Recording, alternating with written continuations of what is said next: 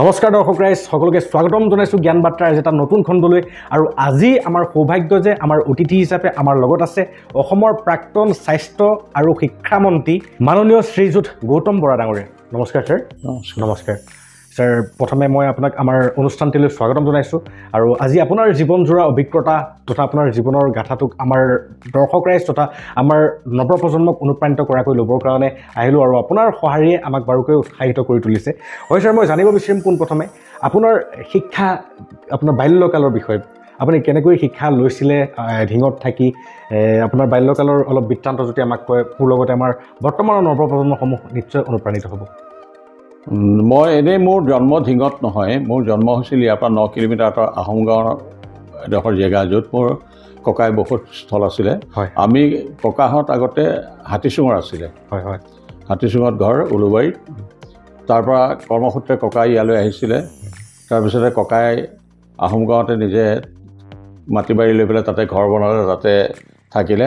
মোৰ দেউতাৰ জন্ম হাতীচুং, কিন্তু আমাৰ জন্ম হ'ল আহোম গাঁৱত। মই বাল্য শিক্ষা তাৰমানে LP স্কুলৰ শিক্ষাও লৈছিলোঁ আহোম গাঁৱত। আহোম গাঁৱত ঠিক নহয়, আহোম গাঁৱৰ ওচৰতে বাৰুৱাতি বুলি আৰু এখন গাঁও আছে, তাত এখন LP স্কুল আছিলে। সেই LP স্কুলত ঢিঙৰ এগৰাকী মোৰ স্বনামধন্য প্ৰয়াত শিক্ষাগুৰু সভাৰাম নাথ ডাঙৰীয়া আছিলে, তেখেতে আমাক শিক্ষাদান কৰিছিলে প্ৰথম। তাৰপিছত মই দ্বিতীয় তৃতীয় শ্ৰেণীত মই ঢিং নিম্ন বুনিয়াদী চৰকাৰী নিম্ন বুনিয়াদী বিদ্যালয়ত মই শিক্ষা লৈছিলোঁ। আৰু তাৰপৰা মই বুনিয়াদী শিক্ষা শেষ কৰি পেলাই মই হাইস্কুল আহিছিলোঁ ঢিং KB হায়াৰ ছেকেণ্ডেৰী স্কুললৈ। আৰু তাতে মই তেতিয়া আমাৰ দিনত 11ত আমি ক্লাছ 8ৰ পৰা হায়াৰ ছেকেণ্ডেৰী হয়, মানে যিবিলাক হেৰি আছিলে ছাবজেক্ট ছায়েন্স ষ্ট্ৰীমবিলাক তেতিয়া ক্লাছ 8তে ভাগ হৈ যায়, আৰ্টছ ছায়েন্স কমাৰ্চ। আৰু তেতিয়া সেই স্কুলখন, আমাৰ স্কুলখন মাল্টিপাৰ্পাছ স্কুল আছিলে হায়াৰ ছেকেণ্ডেৰী। তো মই ছায়েন্সৰ ষ্টুডেণ্ট আছিলোঁ। মই ছায়েন্স লৈছোঁ ক্লাছ 8ৰ পৰা। তাৰপৰা হায়াৰ ছেকেণ্ডেৰী মই পাছ কৰিলোঁ 1972ত। 72ত হায়াৰ ছেকেণ্ডেৰী পাছ কৰি পেলাই মই নগাঁও কলেজত BSc পঢ়িছিলোঁ। নগাঁও কলেজৰ পৰা মই 76ত গ্ৰেজুৱেশ্যন লৈ পেলাই ওলাই আহিলোঁ। তাৰপিছতে আচলতে আৰু পঢ়া নহ'ল মোৰ, এনেই মোৰ ল পঢ়াৰ ইচ্ছা আছিলে খুব, কিন্তু নহ'ল। তেতিয়া মোৰ কলেজত থকাৰ পৰা মোৰ কিবা পঢ়ি থকা সময়তে মোৰ যথেষ্ট সংখ্যক মাৰোৱাৰী বন্ধু আছিল, যদিও তেওঁলোক কমাৰ্চৰ আছিল, মই ছায়েন্সৰ, কিন্তু মোৰ লগত ইণ্টিমেচিটো খুব বেছি আছিল। আৰু সেই গতিকে মোৰ ব্যৱসায়ৰ প্ৰতি এটা আকৃষ্টতা আহিছিলে, ধাউতি বাঢ়ি গ'ল। আৰু মই কলেজৰ পৰা ওলাই ৰিজাল্ট দিয়া আগৰ পৰা অকণমান কুটুক এটা কিবা ক'ত পাই নেকি কিবা এটা ব্যৱসায় কৰিবলৈ বা ঠিকা ঠিকলি কৰিবলৈ, তেনেকুৱা ধৰণৰ লাইনত আহি গ'লোঁ। আহি পেলাই মই আচলতে ব্যৱসায়তে বেছ কৰিলোঁ। মই কেইবাজনো মোৰ বন্ধু পালোঁ মাৰোৱাৰী ল'ৰাই, তেওঁলোকে মোক সহায় কৰিলে। আৰু তেওঁলোকৰ দেউতাকবিলাকেও মোক সহায় কৰিছিল যে প্ৰথম কাম কৰিবলৈ যাওঁতে কাম শিকাইছিলে, কেনেকৈ কৰিব লাগে, কেনেকৈ মানে নিজকে বচাই কাম কৰিব লাগে, এইবিলাক কথা শিকাইছিলে। আৰু তেতিয়া মই ভালদৰে কাম কৰিবলৈ এটা সুবিধা পালোঁ কি, মই মোৰ বন্ধু গুণজিৎ কুমাৰ দেৱগোস্বামী, তেওঁ বাহিৰত মাষ্টাৰ ডিগ্ৰী লৈ আহিছে, কটনিয়ান আছিলে, নগাঁৱৰে। আপুনি গম পাব বোধ কৰোঁ, আমাৰ আগৰ নগাঁও গাৰ্লছ কলেজৰ প্ৰিন্সিপাল মহেশ চন্দ্ৰ দেৱগোস্বামী, তেওঁলোকৰ অৰিজিন ঘৰ ডুমডুমীয়া বালিসত্ৰত। আৰু সেই সূত্ৰে মোৰ লগত গুণজিৎ দেৱগোস্বামীৰ এটা ইণ্টিমেচি, আৰু গোটেই পৰিয়ালটোৰ লগত আমাৰ ভাল, মানে দেউতাক মাক চবৰ লগতে ভাল। বাইদেউ দাদা ৰঞ্জিত দেৱগোস্বামী কটনৰ ইংলিছৰ হেড আছিলে, বাইদেউতো বিয়া হ'লগৈ, এতিয়া বাহিৰতে থাকে, বিদেশত থাকে। সেই তেতিয়া গুণজিৎ দেৱগোস্বামী প্ৰথম মই পাইছিলোঁ, সি মোক ফোন কৰিছিলে আহি পেলাই যে মই অসমলৈ আহিলোঁ, এতিয়া গুৱাহাটীত মই নেৰামেক বুলি এটা অফিচত চৰকাৰী, কিন্তু তাতে ব্যৱসায়ৰ কাৰণে মই তাত সোমালোঁ, তাৰ মেনেজিং ডাইৰেক্টৰ হৈ আহিছোঁ, তই মোক লগ কৰিবিচোন, অলপ ব্যৱসায় কাম কৰিব লাগিব। তাৰপিছতে মই বোলো তহঁতৰ লগত কেনেকৈ ব্যৱসায় কৰিম, আমি সৰু সৰু মানুহ। বোলে নহয়, তই তোৰ পৰা মই শিকিবলগীয়া আছে অলপ। তাৰপৰা তেওঁক লগ ধৰিছিলোঁ। তেওঁক লগ ধৰিবৰ পিছত তেওঁ তেতিয়া মোক ক'লে যে এইখিনি বস্তু তুমি জানা নেকি, ক'ত পায়? তেওঁ বোলো এইবিলাক বস্তু পায়, এতিয়া তিলটো চমকি তিল, মই বোলো চমকি তিলটো আমাৰ ইয়াত নহয়, সাধাৰণতে কাৰ্বি আংলং আৰু এই বৰ্তমানৰ ডিমা হাছাও হয় হয় তাত হাফলং আগৰ হাফলং এতিয়া ডিমা হাছাও তাৰ সেইটো ছাইডত খুব হয় আৰু তাত এজন মানুহ আছে মোৰ চিনাকি বস্ত্ৰাজ সিং বুলি তেওঁ এইটো কালেকশ্যন কৰে কৈছে মোক লাগে মানে এইটো সংকৃতিটো মাদ্ৰাজত পঠাব লাগে তেওঁলোক গভৰ্ণমেণ্ট অফ ইণ্ডিয়াৰ এটা হেৰি নামেকটো নেশ্যনেল এগ্ৰিকালচাৰ মাৰ্কেটিং তাৰপিছত সেই তেওঁ যেতিয়া প্ৰথম আৰম্ভ কৰিলোঁ সেই তেতিয়াৰ পৰা তেওঁৰ লগত কাম কৰিলোঁ তাৰপিছতে মই ষ্টেট ফিডত কাম কৰিছিলোঁ ষ্টেট ফিডত হেণ্ডলিং এজেণ্ট হিচাপে কাম কৰিছিলোঁ তাৰপিছতে মই ষ্টেট ফিডৰ ব্যৱসায়ত মোক নিয়োজিত কৰিছিল তেতিয়া ঘোষ বুলি এজন জেনেৰেল মেনেজাৰ আছিল মোক ক'লে আপুনি সহায় কৰক আমাক আমি মৰাপাটৰ ব্যৱসায় এটা কৰিব বিচাৰিছোঁ আৰু তেতিয়া গোটেই মৰাপাটৰ ব্যৱসায়টো মই কৰিছিলোঁ তেতিয়া মই মৰাপাট ব্যৱসায় মাজে মাজে কৰি থাকোঁ মানে মই শিকিছিলোঁ মৰাপাটৰ কথাটো হ'ল কি এনেই নিশিকিলে মৰাপাটটো গ্ৰেডিংবিলাক চিনি নাপালে মৰাপাটৰ ব্যৱসায় কৰিব নোৱাৰে নিজে আৰু সেইকাৰণে প্ৰথমতে মই ঢিঙতে জুট কৰ্পৰেশ্যন অফ ইণ্ডিয়া এটা হেৰি আছিলে চেণ্টাৰ আছিলে তাতে LN টাপাৰীয়া বুলি এগৰাকী মেনেজাৰ আছিলে মাৰোৱাৰী মানুহ তেওঁৰ লগত যাওঁ কথা বতৰা পাতোঁ চাহ তাহ খুৱাই এনেই কথা বতৰা তাৰপিছত মই যদি কেনেকৈ হয় তেতিয়া মোক কৈছে তই ৰাতিপুৱা আহিবচোন মই তোক শিকাই দিম তেওঁৰ লগত তেওঁৰ তাত যেতিয়া যাওঁ তেওঁ সেই তাত যিবিলাক গ্ৰেডিঙৰ কাম কৰা লেবাৰ থাকে নহয় তাৰ এজন চৰ্দাৰ থাকে চৰ্দাৰজনক মাতি ক'লে যে ইয়াক অলপ গ্ৰেডিংবিলাক শিকাই দেচোন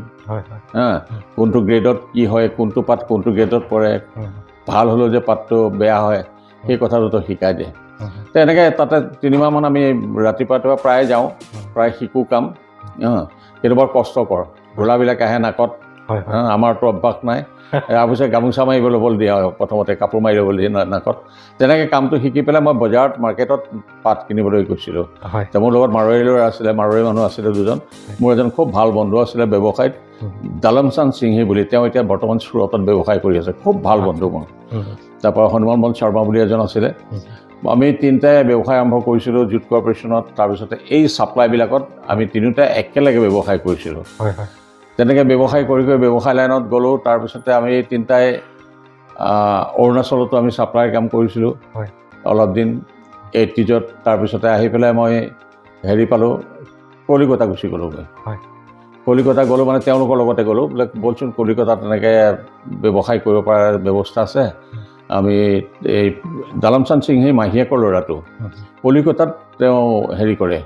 কাপোৰৰ ৰেডিমেড গাৰ্মেণ্টছৰ কাম কৰে তেওঁ বহুত ডাঙৰ ফেক্টৰী আছে আৰু গাড়ী আছে হেৰিয়াত কলিকতা বৰবজাৰত 134/4 এই তাৰ লগৰে গাড়ী এটা আমাক দিব বিচাৰিলে এই আমি 3টা গ'লোঁ গৈ পেলাই তাত কথা বতৰা পাতিলোঁ ক'লে তহঁতে এটা গাড়ী লৈ ল মোৰ লগৰটো খালী আছে এতিয়া মোক ইমান ডাঙৰ গাড়ী নালাগে তহঁতে আধা লৈ ল আধা লৈ পেলাই সি প্ৰথম আৰম্ভ কৰিলে যে তহঁতে ৰেডিমেড গাৰ্মেণ্টছবিলাক কৰ কাপোৰ মই কোন মিলৰ পৰা কি কাপোৰ আনিব লাগে মই দেখুৱাই দিম চব তেনেকৈ কৰিবি তহঁতে আৰম্ভ কৰচোন এই কাপোৰবিলাক সাধাৰণতে অসমলৈ বেছি যায় আৰু অসমৰ তিনিচুকীয়াত বেছি ছাপ্লাই হয় তিনিচুকীয়াত তেতিয়া মানে কলিকতা কাপোৰৰ এটা এতিয়াও আছে এইটো মানে খুব সস্তাত ভাল কাপোৰ পোৱা যায় ইমান দাম লাগে তেতিয়া তাত এখন মাৰ্কেট আছে কলিকতাত এই মাৰ্কেট হাওৰাত মানে মংলা মাৰ্কেট বুলি কয় এই মংগলবাৰে এইখন মানে সাপ্তাহিক বজাৰৰ নিচিনা বহে তাত খালি কাপোৰৰ অকশ্যনে হয় কাপোৰ বিভিন্ন ফেক্টৰীৰ কাপোৰবিলাক আমাৰ তিনিচুকীয়া প্ৰায়বিলাক বেপাৰী যায় কাৰণ বাগানৰ মানুহ মেক্সিমাম বাগানৰ মানুহে এইবিলাক কাপোৰ কিনে গতিকে তিনিচুকীয়াত ব্যৱসায়টো খুবেই ভাল হয় তিনিচুকীয়া হ'লচেল হয় তাৰপৰা বাহিৰবিলাকলৈ আহে গতিকে তিনিচুকীয়া বেপাৰী যেতিয়া যায় সেই হাওৰা মাৰ্কেটৰ পৰা তেওঁলোকে মংলা মাৰ্কেট বুলি কয় মঙলবাৰে হয় কাৰণে মংলা মাৰ্কেটৰ পৰা তেওঁলোকে কাপোৰ কিনে আমিও তাত প্ৰথম এই মংলা মাৰ্কেটত কাপোৰ বিক্ৰী কৰিলোঁ তাতে মই গাড়ীত থাকিলোঁ 3 বছৰ থকাৰ পিছত আমাৰ এটা হেৰি হ'ল যে এতিয়া আজিকালি মানে কাপোৰটো খুব কম চলা হৈছে গতিকে এইটো কৰি থাকিলেতো আমাৰ নহ'ব আৰু এটা লাইন পাইছোঁ আমি চুৰাটত যাওঁ চুৰাটত ভাল মানে শাৰী ব্যৱসায় হয় তাৰপৰা আমি গৈ চুৰাট পালোঁগৈ চুৰাটত পালোঁ কিন্তু চুৰাটত ঘূৰি পকি চালোঁ যে ক'তো আমি মানে তাত দোকান দিবৰ কাৰণে ক'তো গাড়ী নাই নিদিয়ে মানে যি 2টা আছে নিদিয়ে আৰু যিকেইটা মানে আমাৰ নিজৰ মানুহৰ ভিতৰতে আছিলে নগাঁৱৰ আছিলে কেইবাজনৰ মই নাম নকৰোঁ কেইবাজনৰ আছিলে গাড়ী মানে ৰুম বন্ধ কৰি থৈছে তেওঁলোকে নিদিয়ে তেওঁলোকৰ মানে পিছৰ প্ৰজন্মৰ কাৰণে সেইটো ৰাখি থৈ দিছে যে ইয়াততো এনেকৈ ব্যৱসায় কেতিয়াবা তাত এক্সপাণ্ড হ'ব গতিকে এইটো লাগিব কাৰণ এইবিলাক কৰোঁতে মানে বহুত তাত পাবলৈ খুব অসুবিধা তাৰপৰা আমি গৈ প্ৰথমবাৰ ঘূৰি আহিলোঁ ঘূৰি আহি পেলাই নগাঁৱত যিজনৰ আছিল তেওঁক আহি ক'লোঁ সেই ক'লে যে নহয় মোৰ নাতিটো ওলাই আহিছে এতিয়া কমাৰ্চ মাষ্টাৰ ডিগ্ৰী লৈ পেলাই সিটো হেৰি কৰিব এতিয়া বিজনেছে কৰিব গতিকে তাকে চুৰাটত বহাম বুলি ভাবিছোঁ তুমি বেয়া নাপাবা মই দিব নোৱাৰিম এতিয়া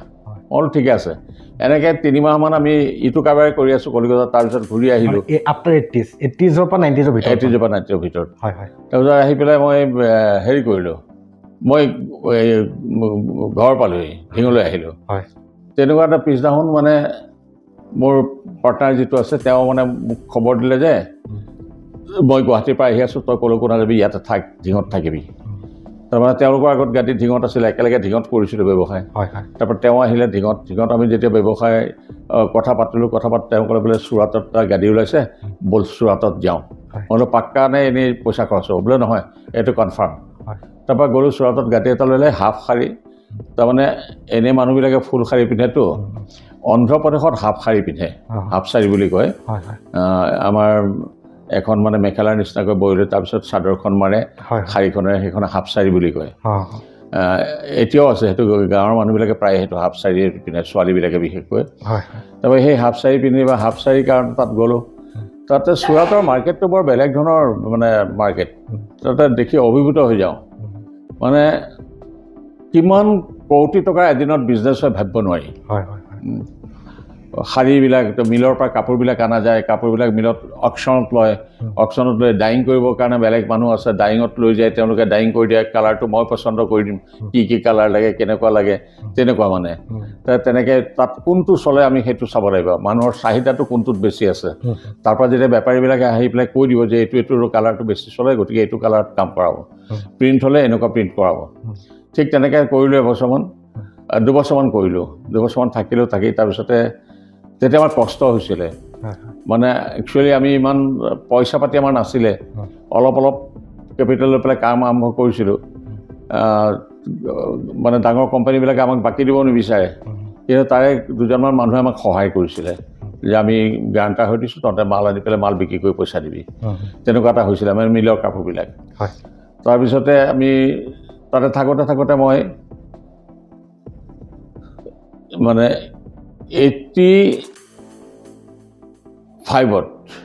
85ত মই আকৌ ইয়ালৈ গুচি আহিলোঁ 85, 86 তেতিয়া ইয়াত বিৰাট গণ্ডগোল হৈছিলে 86ত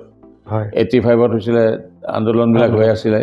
83ৰ পৰা আৰম্ভ হৈছিলে 83ত মই বেক কৰিলোঁ কৰি পেলাই আকৌ গ'লোঁগৈ মই 83ত আকৌ ঘূৰি আহিলোঁ আহি মানে ঠিক ইয়াতে থকা নিচিনা হৈ গ'ল দৰ্শক ৰাইজ নিশ্চয় আপোনালোকে অনুভৱ কৰিব পাৰিছে এটি ৰোমাঞ্চকৰ জীৱন যিটো জীৱনত কেৱল ৰাজনীতিয়ে নহয় এসময়ত তেখেতে আমাৰ ভাৰতৰ বিভিন্ন জেগাত গৈ নিজৰ ব্যৱসায় স্থাপন কৰিবলৈ সক্ষম হৈছিলে চাওকচোন কেনেকুৱা এটা ৰোমাঞ্চকৰ জীৱন আহি আছোঁ তেখেতৰ ৰাজনৈতিক ক্ষেত্ৰলৈ হয় ছাৰ মই জানিব বিচাৰোঁ যে আপুনি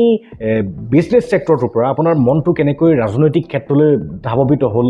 এই ক্ষেত্ৰত আপোনাৰ কেনেকুৱা মানে অগ্ৰসৰ হৈছিলে ৰাজনৈতিকলৈ ৰাজনীতিয়ে কিয়নো আপোনাক আকৃষ্ট কৰিছিলে সেই বিষয়ে অকণমান জানিব বিচাৰিম ছাৰ এইটো অৱশ্যে হয় মই ব্যৱসায় কৰাৰ আগতে মই ৰাজনীতি কৰিছিলোঁ ঠিক সক্ৰিয় বুলি নকওঁ একেবাৰে কিন্তু একেবাৰে সক্ৰিয় নহয় বুলিও নকওঁ মই কলেজৰ পৰা ওলোৱাৰ পিছত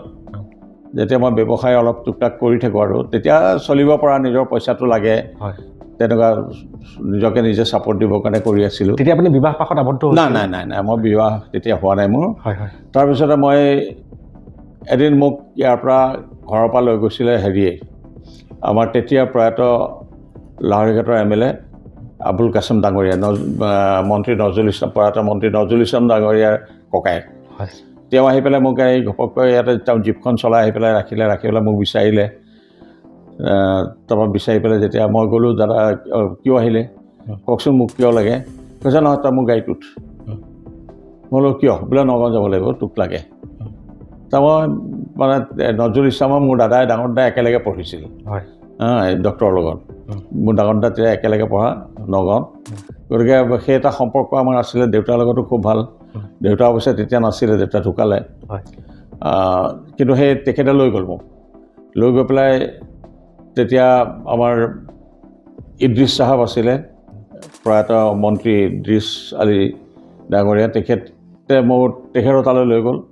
লৈ গ'লে তাৰপিছতে মই দেখিছিলোঁ তাত আমাৰ প্ৰয়াত মন্ত্ৰী মুকুট শৰ্মা ডাঙৰীয়া তাৰপিছতে আমাৰ ৰমেশ ফুকন ডাঙৰীয়া সকলোবিলাকে কথা পাতি আছিলে তাৰপিছতে মোক ক'লে বোলে হেৰি মোক ক'লে বোলে হেৰি গৌতম তুমি বাদ দিয়া পলিটিক্সত জইন কৰাহে তুমি কংগ্ৰেছত জইন কৰা আমাৰ লগত থাকা তুমি তাৰপিছত তাৰমানে কি তেতিয়া মানে এই মিটিং চিটিং হ'লে অলপ কথা বতৰা কৰি থাকোঁ অলপ হেৰি আছিলোঁ সেই গতিকে মানে তেওঁ বোলে নাই তুমি আহা জইন কৰা তাৰপৰা ৰমেশ দায়ে মোক ক'লে ৰমেশ ফুকন ডাঙৰীয়াই তাৰপিছত সেই তেনেকৈ মই কংগ্ৰেছত আহিলোঁ তেতিয়া ইদ্ৰিছ চাহেবে মোক কৈছিলে যে বাবা তই থাক আমাৰ লগত মইতো দীনেশক বনাব নোৱাৰিলোঁ MLA কিন্তু তোক মই বনাম কাৰণ দীনেশ মোৰ ডাঙৰ খুৰা আছিলে ডাঙৰ খুৰা হাৰিছিলে ইদ্ৰিছ চাহেবৰ খুব ভাল হেৰি আছিলে মানে ইদ্ৰিছ চাহেবক খুব সন্মান কৰে ইদ্ৰিছ চাহেবে খুব মৰম কৰিছিল তেখেত আমাৰ নগাঁৱৰ এজন ভাল এডভকেটে আছিলে দীনেশ বৰা চবেই চিনি পায় তেওঁলোকৰ জন্ম হাতীচুঙত আচলতে মোৰ দেউতাক খুৰাহঁত চবৰে জন্ম হাতীচুঙত এই তাৰপিছতে সেই আৰু তেনেকৈ আৰম্ভ হ'ল তেখেতে যেতিয়া মোক কথাখিনি ক'লে যে তোক কৰিম তাৰপিছতে মই বোলো মইতো এনেকৈ পাৰ্ট টাইমহে আপোনালোকক সময় দিব পাৰিম কাৰণ মই অলপ ব্যৱসায় ফালে মন মেলি আছোঁ তেওঁ কৈছে নাই তই পাৰ্ট টাইম দিলেও হ'ব আমাৰ লগত থাকিব লাগিব সেই তেতিয়াৰ পৰা অলপ সময় মিটিং চিটিংবিলাকত যাওঁ যে এইটো কিমান চনৰ ঘটনা এইটো মোৰ 77-78 আচ্ছা আচ্ছা মানে বিজনেছো চলি আছে আৰু এটা আছে পাৰ্ট টাইমলি মই কংগ্ৰেছৰ মানে হেৰি কৰি আছোঁ ৰাজনীতিৰ প্ৰেক্ষাপটত নামিছে আৰু হয় তাৰপিছতে মই তেনেকৈ থাকি পেলাই 83 হ'ল কি 83 যেতিয়া গণ্ডগোলবিলাক হ'ল মই আকৌ যেতিয়া হেৰিয়াৰ পৰা ঘূৰি আহিলোঁ চুৰাটৰ পৰা 83 ঘূৰি অহাৰ পিছত ইয়াত যেতিয়া গণ্ডগোলবিলাক হয় তেতিয়া মই ঢিঙত মানে এটা মই আৰু মোৰ দাদাই সক্ৰিয় ভূমিকা এটা লৈছিলোঁ যে আমাৰ অসমীয়া মানুহ যিখিনি ইয়াত আছিলে হিন্দু মানুহ সেই মানুহখিনিক বহি আক্ৰমণৰ পৰা বন্ধ কৰিবৰ কাৰণে আমি দুয়োজনে মানে ৰাতি পহৰা দিয়া হৈছিল আৰু বন্ধু বান্ধৱ লগত লৈ আৰু বিশেষকৈ মোৰ এখন তেতিয়া মটৰচাইকেল আছিলে সেই মটৰচাইকেলখন লৈ পেলাই মই ঘূৰি ফুৰোঁ সেইটো এটা বহুতে ডেঞ্জাৰ সমস্যা আমি শুনিছোঁ আমি জন্ম হোৱা নাছিলোঁ তেতিয়া মানে মানুহ মৰাটো কাটা মৰাটো সেইটো তেতিয়া বাওঁহাতৰ খেল আছে একদম মানে ভাবিব নোৱাৰা কথা আৰু কোনোবাই খবৰ দিব যে হেৰি হ'ল ন আহি পেলাই চাইকেল দি খবৰ দিব অমুকত আমাৰ খেদি আহিছে গাঁওখন ঘেৰি লৈছে মই কাৰো কথা নুশুনো আৰু ডাইৰেক্টলি থানাত খবৰটো দি পেলাই মই তালৈ মটৰচাইকেল লৈ গুচি যাওঁ কিন্তু আচলতে মানুহে পেনিকিও কৰিছিলে বহু ক্ষেত্ৰত সেইটো নাছিলে এতিয়া মানে আমাৰ দুঘৰৰ কাজিয়া ইঘৰে যদি কাৰোবাৰ লগত কথা বতৰা পাতি পেলাই অকণমান যদি চাই থাকে মোলৈ তেতিয়া মই ভাবিম যে ইহঁতে কিবা প্লেন এটা কৰিছে মোক মাৰিবলৈ আৰু ময়ো যদি ঠিক তেনেকৈ থাকোঁ তেওঁলোকেও ভাবিব যে ইহঁতে কিবা এটা প্লেন কৰিছে আমাক মাৰপিট কৰিবলৈ এই বস্তুটো আহেতো মনোভাৱ তেতিয়া পিছত গম পালোঁ যে আচলতে বেছি পেনিকি হয় মানুহেতো ভাবি লয় আচলতে ভাবাৰ কথা কিছু ক্ষেত্ৰত কিন্তু সত্যতা আছিলে নথকা নহয় বহুত সত্যতা আছে এইবিলাকৰ উদাহৰণ আছে মই সেইখিনি কথা ক'ব নাযাওঁ এতিয়া সেই তেতিয়া যেতিয়া মই ইনভলভ হৈ গ'লোঁ মানুহে মোক চিনি পোৱা হৈ গ'ল ভালদৰে তাৰমানে মোৰ ESD মটৰচাইকেলখন আছিলে মই যেতিয়াই যাওঁ চবেই গম পায় যে আহিছে মানে এনেকুৱা এটা হৈ গ'ল আৰু তাৰপিছতে মই লাগি তাৰ পৰা আহি চুৰাটৰ ব্যৱসায়টো সিহঁতক চম্ভালাই দি মই ইয়াতে আহিলোঁ দুজনে আমি দাজন সিংহিয়া আৰু মই ইয়াত ব্যৱসায় কৰিবলৈ ল'লোঁ মানে তেতিয়া ষ্টেট ফেডৰ যিটো ধান পেডি কালেকশ্যন কৰে সেইটো হেণ্ডলিং এজেণ্ট হ'লোঁ সেইটো হেণ্ডলিং এজেণ্ট হৈ পেলাই গোটেই অসমৰ পেডি মেইনলি কাৰ্বি আংলঙতে বেছি কিনা হয় ধেমাজি ছাইডত কিনা হয় সেই ধানবিলাক আমি হয় ধেমাজি ছাইডৰ ধানটো ডিব্ৰুগড়লৈ পঠাব লাগিব ষ্টক কৰিবৰ কাৰণে বাকী কাৰ্বি আংলঙৰ যিটো ধান হয় আমাৰ বিভিন্ন গ'ডাউন আছে গ'ডাউনবিলাক ভাড়ালৈ থৈছে সেইবিলাকত কৰিব লাগে সেইকাৰণে মানে ৰাতিপুৱা মই ঢিঙৰ পৰা 6টা বজাত ওলাই যাওঁ গৰম হওক ঠাণ্ডা হওক 6টা বজাত ইয়াৰ পৰা ওলাই যাওঁ আৰু মই 10টা বজাত ডিফু পাওঁগৈ আকৌ ডিফুৰ পৰা মই ঘূৰি চেণ্টাৰবিলাক চাই ক'ত কিমান কালেকশ্যন হৈছে কিমান গাড়ী হৈছে তাতে মানুহ থাকে আমাৰ চবকে মানে খবৰ খাতি কৰি পেলাই হিচাপ পত্ৰ কৰি ৰাতি মই 10টা বজাত ঢিং পাওঁহি আকৌ 10টা 10:30 মই ঢিং পাই যাওঁ তেনেকৈ সপ্তাহত মই 4 দিন 5 দিন তেনেকৈ মটৰচাইকেললৈ অহা যোৱা কৰোঁ কেতিয়াবা কালেকশ্যন কৰিব বিল ল'বলগীয়া হ'লে মই ডিফুলৈ গৈ পেলাই বিল লওঁ বিল লৈ পেলাই তেনেকৈ আহোঁ তেনেকৈ চলি আছিলে ব্যৱসায় তাৰপিছতে ইয়াতে ব্যৱসায় লগে লগে মই দেখিছোঁ নহয় বন্ধু বান্ধৱবিলাক বাঢ়ি গ'ল ৰাজনীতি কংগ্ৰেছৰ বন্ধু বান্ধৱ আৰু দেখিলোঁ যে কংগ্ৰেছৰ এটা হেৰি আছে এৰিব নোৱাৰা হৈ গ'লোঁ মই মিটিংবিলাকত যাওঁ ভাল লাগে মিটিংবিলাকত ডাঙৰ ডাঙৰ মানুহবিলাকৰ ভাষণবিলাক শুনিও ভাল লাগে নিজে কেতিয়াবা ক'বলৈ মন যায় সেইবিলাক কথাবিলাকত আহি পেলাই আৰু তেতিয়া যুৱকৰ যিটো যুঁজ সেই যুঁজটো মানে আহি গ'ল পলিটিক্সত সেই আহি থাকি তাৰ পলিটিক্সত লাগি গ'লোঁ তাৰ সিহঁতক ক'লোঁ যে মই ব্যৱসায়টো ভাই অলপ মই এইপিনে ৰাজনীতিত লাগি আছোঁ, তহঁতে চলাই থাক, মোক যি দিবি তহঁতে। সিহঁতে কিন্তু মোক ঠগা নাই কোনো, বোলে একো নহয় তই যাচোন বাৰু। তাৰপিছত আহি যুৱক কংগ্ৰেছৰ পৰা 1991 চনত মোক প্ৰথম বটদ্ৰৱা বিধানসভা সমষ্টিৰ কাৰণে টিকেট দিছিলে বা নমিনেশ্যন দিছিলে কংগ্ৰেছৰ পৰা, আৰু সেইটো কামত সহায় কৰিছিলে মোক তেতিয়া যুৱ কংগ্ৰেছৰ সভাপতি অঞ্জন দত্ত ডাঙৰীয়া আৰু প্ৰাক্তন সভাপতি কীৰ্তি চলিহা ডাঙৰীয়া MP, প্ৰাক্তন MP, তেওঁ সহায় কৰিছিল। আৰু বিশেষতঃ মোক সহায় কৰিছিলে তেতিয়াৰ কলিয়াবৰ সমষ্টিৰ MP কেণ্ডিডেট আৰু প্ৰয়াত মুখ্যমন্ত্ৰী তৰুণ গগৈ ডাঙৰীয়াই। তেখেতসকলে মোক যথেষ্ট সহায় কৰিছিলে যে আৰু টিকেটটো নমিনেশ্যনটো কংগ্ৰেছৰ পৰা পাবৰ কাৰণে, আৰু সেইমতে মই পাইছিলোঁ। আৰু প্ৰায় সেই বছৰ 91 চনতে মই অসম বিধানসভালৈ নিৰ্বাচিত হৈছিলোঁ। আৰু নিৰ্বাচিত হোৱাৰ পিছত মই 91 চনতে প্ৰয়াত মুখ্যমন্ত্ৰী হিতেশ্বৰ শইকীয়াৰ মোক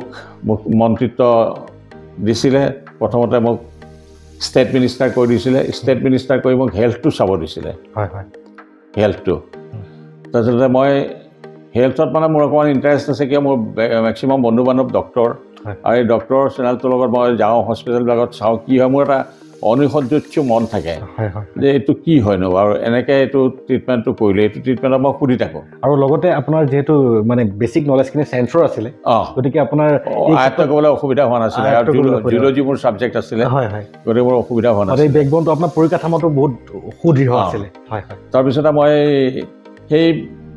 বস্তুটো যেতিয়া জানিলোঁ মোৰ অসুবিধা নহয়, তাৰ মই গৈ যেতিয়া ল'লোঁ ষ্টেট মিনিষ্টাৰ দায়িত্ব, তেতিয়া GC লাংথাছা, গোবিন্দ চন্দ্ৰ লাংথাছা ডিমা হাছাও, তেখেতে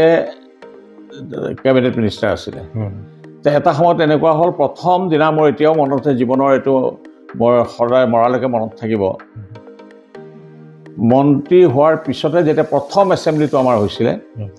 সেই এছেম্বলিত হেল্থৰ কুৱেশ্যনৰ উত্তৰ দিবৰ কাৰণে আচলতে কেবিনেট মিনিষ্টাৰ দিব লাগে, ষ্টেট মিনিষ্টাৰৰ ৰোলটো তাত নাথাকে। কিন্তু আমাৰ কেবিনেট মিনিষ্টাৰে তেতিয়া দিল্লীত এখন ট্ৰাইপাৰ্টি টক আছিলে ASDC ডিমা হাছাওৰ, কাৰ্বি আংলঙৰ, আৰু অসম গভৰ্ণমেণ্ট আৰু চেণ্ট্ৰেল গভৰ্ণমেণ্টৰ এখন ট্ৰাইপাৰ্টি টক আছিলে আলোচনা কৰিবৰ কাৰণে। সেই আলোচনাত তেওঁ যাবলগীয়া হোৱাৰ কাৰণে মোক ক'লে মাতি নি 2 দিন আগত যে হেৰি নহয়, তুমি হেৰি কৰিবা, ৰিপ্লাইবিলাক তুমি দিবা হেল্থৰ আৰু হিলছৰ, এই দুটা ছাবজেক্ট মোৰ আছিলে, 2টা ছাবজেক্টৰ উত্তৰ তুমি দিবা, মই নাথাকিম, এনেকুৱা মিটিং আছে। এতিয়া মই প্ৰথম চালোঁ, তাৰপিছতে মই ছেক্ৰেটাৰী কমিশ্যনাৰবিলাক আহিলে, মাতিলোঁ, মতাৰ পিছতে কি কি কুৱেশ্যন আহিছে, কি ৰিপ্লাই, এইবিলাক চব চালোঁ। আৰু চালে মই অলপ পঢ়ি পেলাই মই এটা আয়ত্ব কৰিব পাৰোঁ যে এইটো এনেকুৱা হয়, এইটো এনেকুৱা হ'ব। তাৰ প্ৰথম দিনা মই যেতিয়া মই এছেম্বলিত উত্তৰ দিম, উত্তৰ দিয়া আগমুহূৰ্তত মই চিফ মিনিষ্টাৰক লগ কৰিছিলোঁ তেওঁৰ চেম্বাৰত, এছেম্বলি চেম্বাৰত। মোক ক'লে, গৌতম তুমি পাৰিবানে? বোলো ছাৰ পাৰিম, আশীৰ্বাদ কৰিব মোক। বোলে ঠিক আছে। চিফ মিনিষ্টাৰ তৰুণ গগৈ ডাঙৰীয়া আছিল নে? নহয়, তেতিয়া প্ৰয়াত মুখ্যমন্ত্ৰী হিতেশ্বৰ শইকীয়া আছিলে। তেখেতে মানে তেতিয়া কৈছিলে মোক,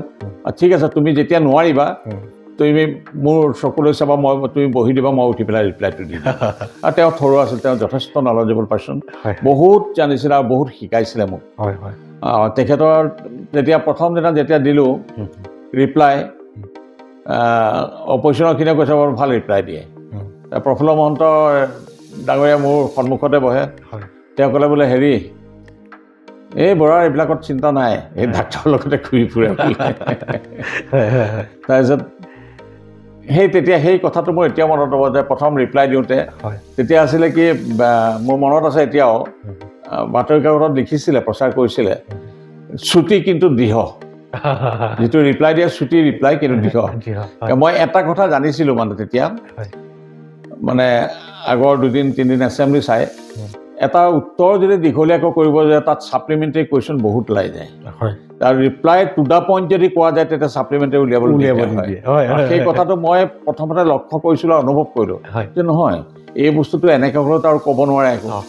সেই কথাটো মোৰ মনলৈ আহোঁতে তেতিয়া মই সেই ছুটি কৰি ৰিপ্লাইটো যিটো টু দা পইণ্ট, যিটো কয় মই সেইটোৱে উত্তৰটো দিওঁ আৰু বাকী মই চালে বেৰে নোসোমাওঁ হয় হয় তাৰপিছত সেই তেনেকৈ থাকে সেই দিনটো কিন্তু মোৰ আজিও মনত আছে আৰু মৰালৈকে মোৰ সেই দিনটো মনত থাকিব প্ৰথম দিনটো মানে ৰিপ্লাই দিয়া এছেম্বলি প্ৰথম দিনটো তো এনেকৈ পলিটিক্সত সোমাই তেতিয়াৰ পৰা লাগি গ'ল আৰু হয় ছাৰ আমাৰো সৌভাগ্য যে আমাৰ বটদ্ৰৱা সমষ্টিৰ ফালৰ পৰা আপুনি 4টা টাৰ্মৰ বাবে মানে মন্ত্ৰিত্ব তথা বিধায়ক হৈ থকা এজন ব্যক্তি আৰু আপোনাৰ সান্নিধ্যত ছাৰ বহুসকল লোকৰে আজি তেখেতলোকৰ চৌকা জ্বলি আছে মই এইখিনিতে ছাৰ এটা ৰাজনৈতিক প্ৰেক্ষাপটৰে আপোনাৰ এটা প্ৰশ্ন এনেকুৱাকৈ সুধিব বিচাৰোঁ যে আমি শুনিবলৈ পাইছোঁ যে সেই সময়ত যিটো ধাৰাবাহিকতা আছিলে আপোনাৰ দিনত সেই ধাৰাবাহিকতাক নেওচি আপুনি জনসাধাৰণক মানে ছাৰ্ভ কৰিবলৈ গৈ পেলাই আপুনি নিজৰ ববীয়াকৈ ঘৰে ঘৰে গৈ পেলাই খবৰ লোৱাৰ উপৰিও যিসকল যোগ্যৱান ব্যক্তি আছিল তেওঁলোকক গৈ পেলাই ঘৰে ঘৰে আপুনি এপইণ্টমেণ্ট লেটাৰ দিছিলে যাতে তেওঁলোকে গৈ পেলাই অফিচ কাছাৰীত পইচা পাতি ভৰিবলগীয়া নহওক বা তেওঁলোকে সেই তেনেকুৱা যাৱতীয় খৰচ বা সেই তেনেকুৱা কিছুমান বহন কৰিবলগীয়া নহওক আৰু সেই ব্যক্তিসকলে আজিও আপোনাক শ্ৰদ্ধা ভক্তি কৰে আমি ফিল্ডত ঘূৰি ফুৰা মানুহ গতিকে আমি বিভিন্ন চ'ৰ্চৰ পৰাই কথাসমূহ পাওঁ গতিকে ছাৰ আপোনাৰ এই চিন্তাধাৰাটো আপোনাৰ জনসাধাৰণক সেৱা কৰিবৰ কাৰণে আছিল নে ভৱিষ্যতলৈ যাতে আপোনাৰ ভোট বেংকটোক মানে ভোট বেংক হিচাপে থাকে সেইটো হিচাপে আছিলে নহয় মই তেতিয়া প্ৰথম যেতিয়া হৈছিলোঁ হয় তাৰ আগতে আমি ছ'চিয়েল ৱৰ্ক কৰি থকা মানুহৰ ক'ৰবাত সামাজিক কিবা এটা হ'লে আমি যাওঁ কৰোঁ সহায় কৰোঁ মানুহক সহায় কৰি মই মানুহক ভাল পাওঁ হয় আৰু সেই গতিকে তেতিয়া প্ৰথম মন্ত্ৰী হওঁতে মই প্ৰথম যেতিয়া চাকৰিবিলাকৰ এপইণ্টমেণ্ট লেটাৰ ইছ্যু কৰিছিলে বা দিছিলে বিভিন্নজনে এপইণ্টমেণ্ট লেটাৰ ল'বলৈ যেতিয়া অফিচলৈ গৈছিলে তাতে শুনা পাওঁ যে তেওঁলোকে তাত 2000 বা 1000 টকা দিয়ে বোলে আৰু মই তেতিয়া চিন্তা কৰোঁ আৰে এইবিলাকতো দুখীয়া মানুহৰ ল'ৰা ছোৱালী সিহঁতে টকা 10টা গোটোৱাটো সিহঁতৰ কাৰণে পক্ষে সম্ভৱ নহয় সিহঁতৰ পৰিয়ালৰ কাৰণে তেনেকুৱা পৰিয়ালৰ ল'ৰা ছোৱালীও আছে তো মই নিজে ক'লোঁ যে নহয় এপইণ্টমেণ্ট লেটাৰখিনি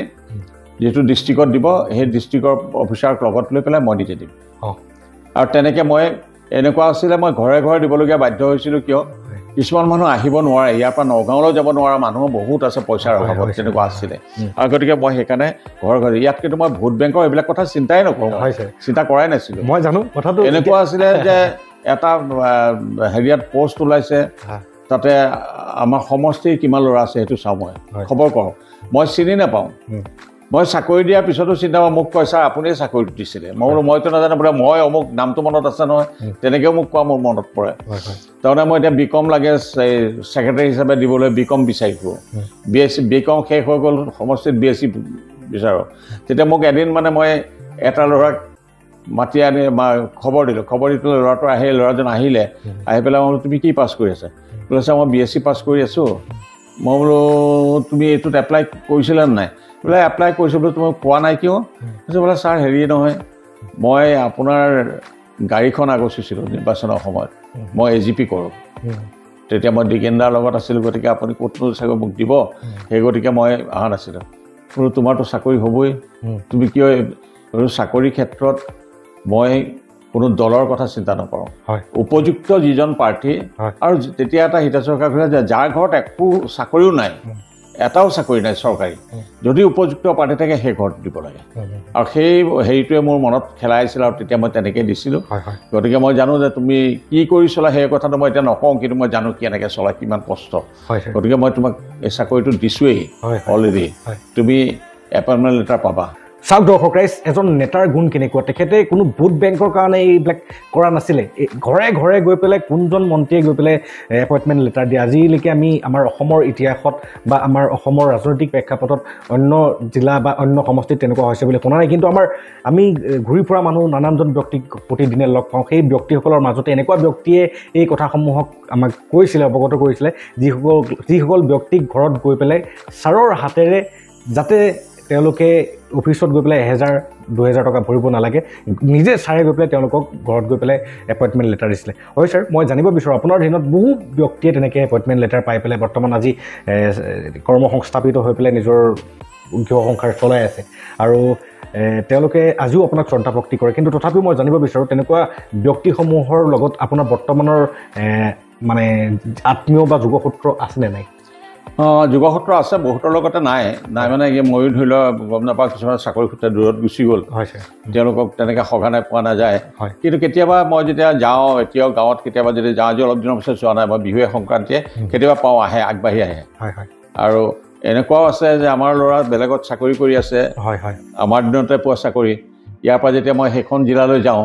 মই য'তে নাথাকোঁ খবৰটো পালে তেওঁলোকে তাতে ওলাবগৈ। সেই আন্তৰিকতাটো কিন্তু আছে। হয়, আৰু সেই সময়ত চাগে নিশ্চয় আপোনাৰ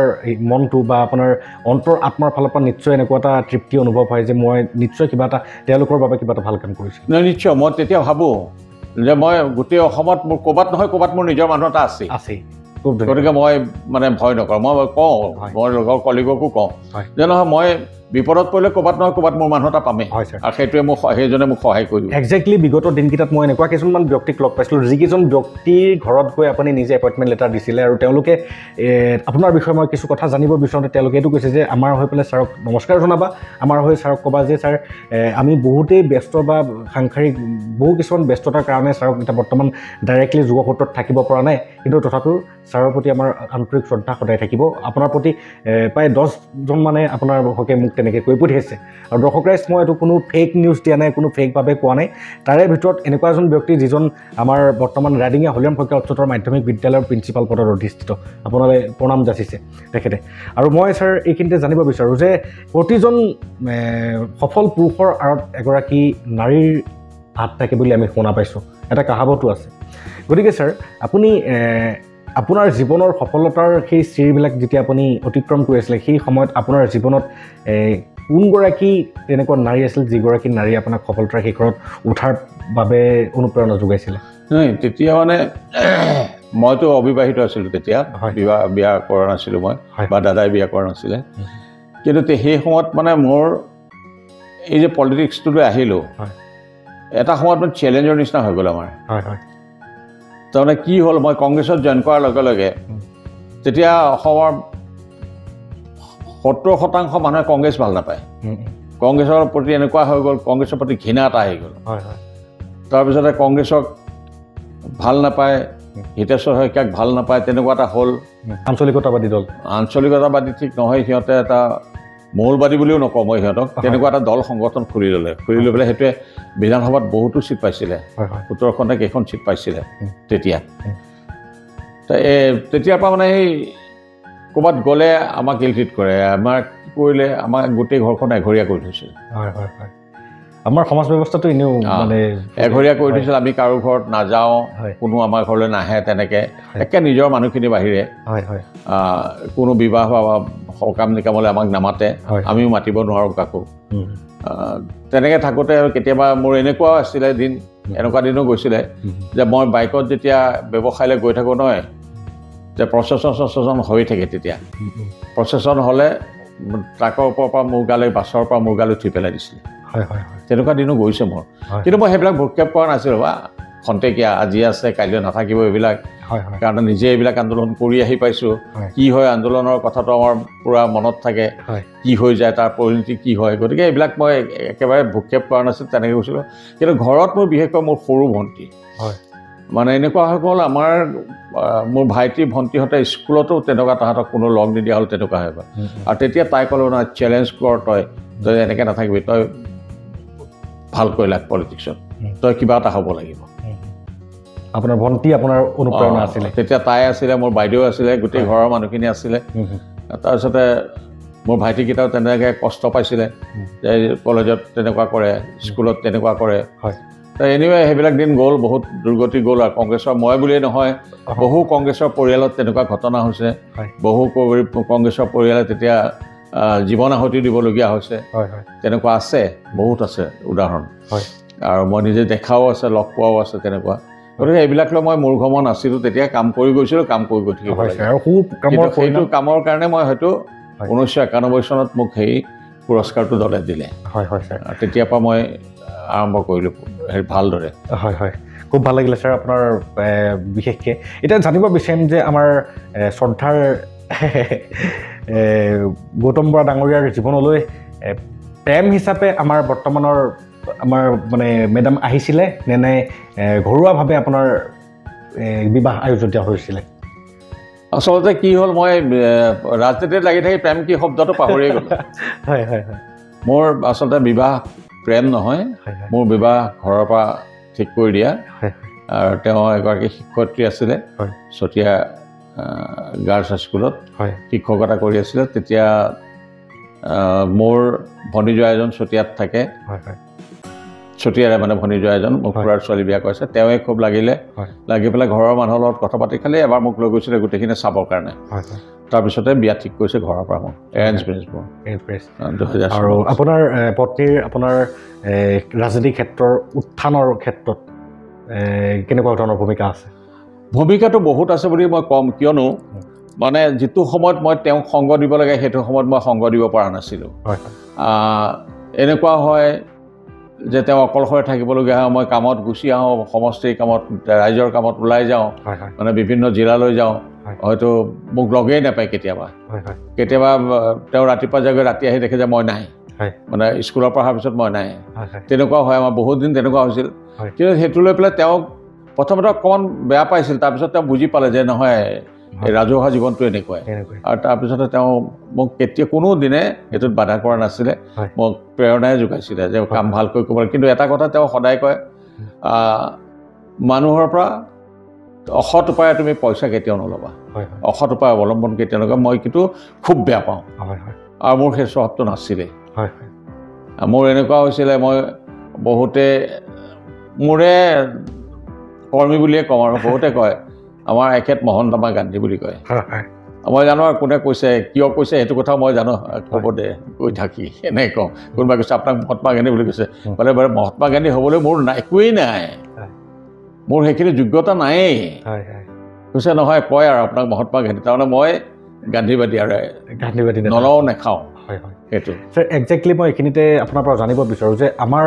নেতাসকল আপোনালোকে যেতিয়া ক্ষমতাত আছিলে আপোনালোকক হয়তো মানুহে লগ কৰিবলৈ আহি পেলাই সেইটো অনুকম্পা বা সেইটো তেনেকুৱা এটা ফিল নকৰে যিটো এটা আমাৰ আঞ্চলিক পৰ্যায় বা আমাৰ গাঁও পৰ্যায়লৈ যদি গুচি যাওঁ আমাৰ গাঁও পৰ্যায়ত এটা সভাপতি কাউন্সিলাৰ বা ৱাৰ্ড মেম্বাৰকেইটা জিকাৰ পিছত সিহঁতৰ যিটো লেভেল হৈ যায় মানে সেইটো কি বুলি ক'ম মানে আমাৰ এই পৰ্যায়ৰ নেতাসকলে নিজকে ইমানেই ডাঙৰ বুলি ভাবি লয় আৰু আমি দেখিছোঁ যে আঞ্চলিক গাঁও পৰ্যায়ত সেই নেতাসমূহে 5 বছৰতকৈ বেছি কেতিয়াও কাৰ্যকাল চলোৱা আমি দেখাই নাই এতিয়া আপুনি ৰাজ্যিক প্ৰেক্ষাপটত এটা সমষ্টিৰ পৰা 4বাৰকৈ 4টা টাৰ্ম আপুনি চলাইছে এজন সফল মন্ত্ৰী তথা এজন সফল MLA হিচাপে কিন্তু আমাৰ গাঁও পৰ্যায়ৰ সেই নেতাসমূহে আমাৰ বিধানসভাৰ সমষ্টি পৰ্যায়ৰ এই ৰাজনীতি বা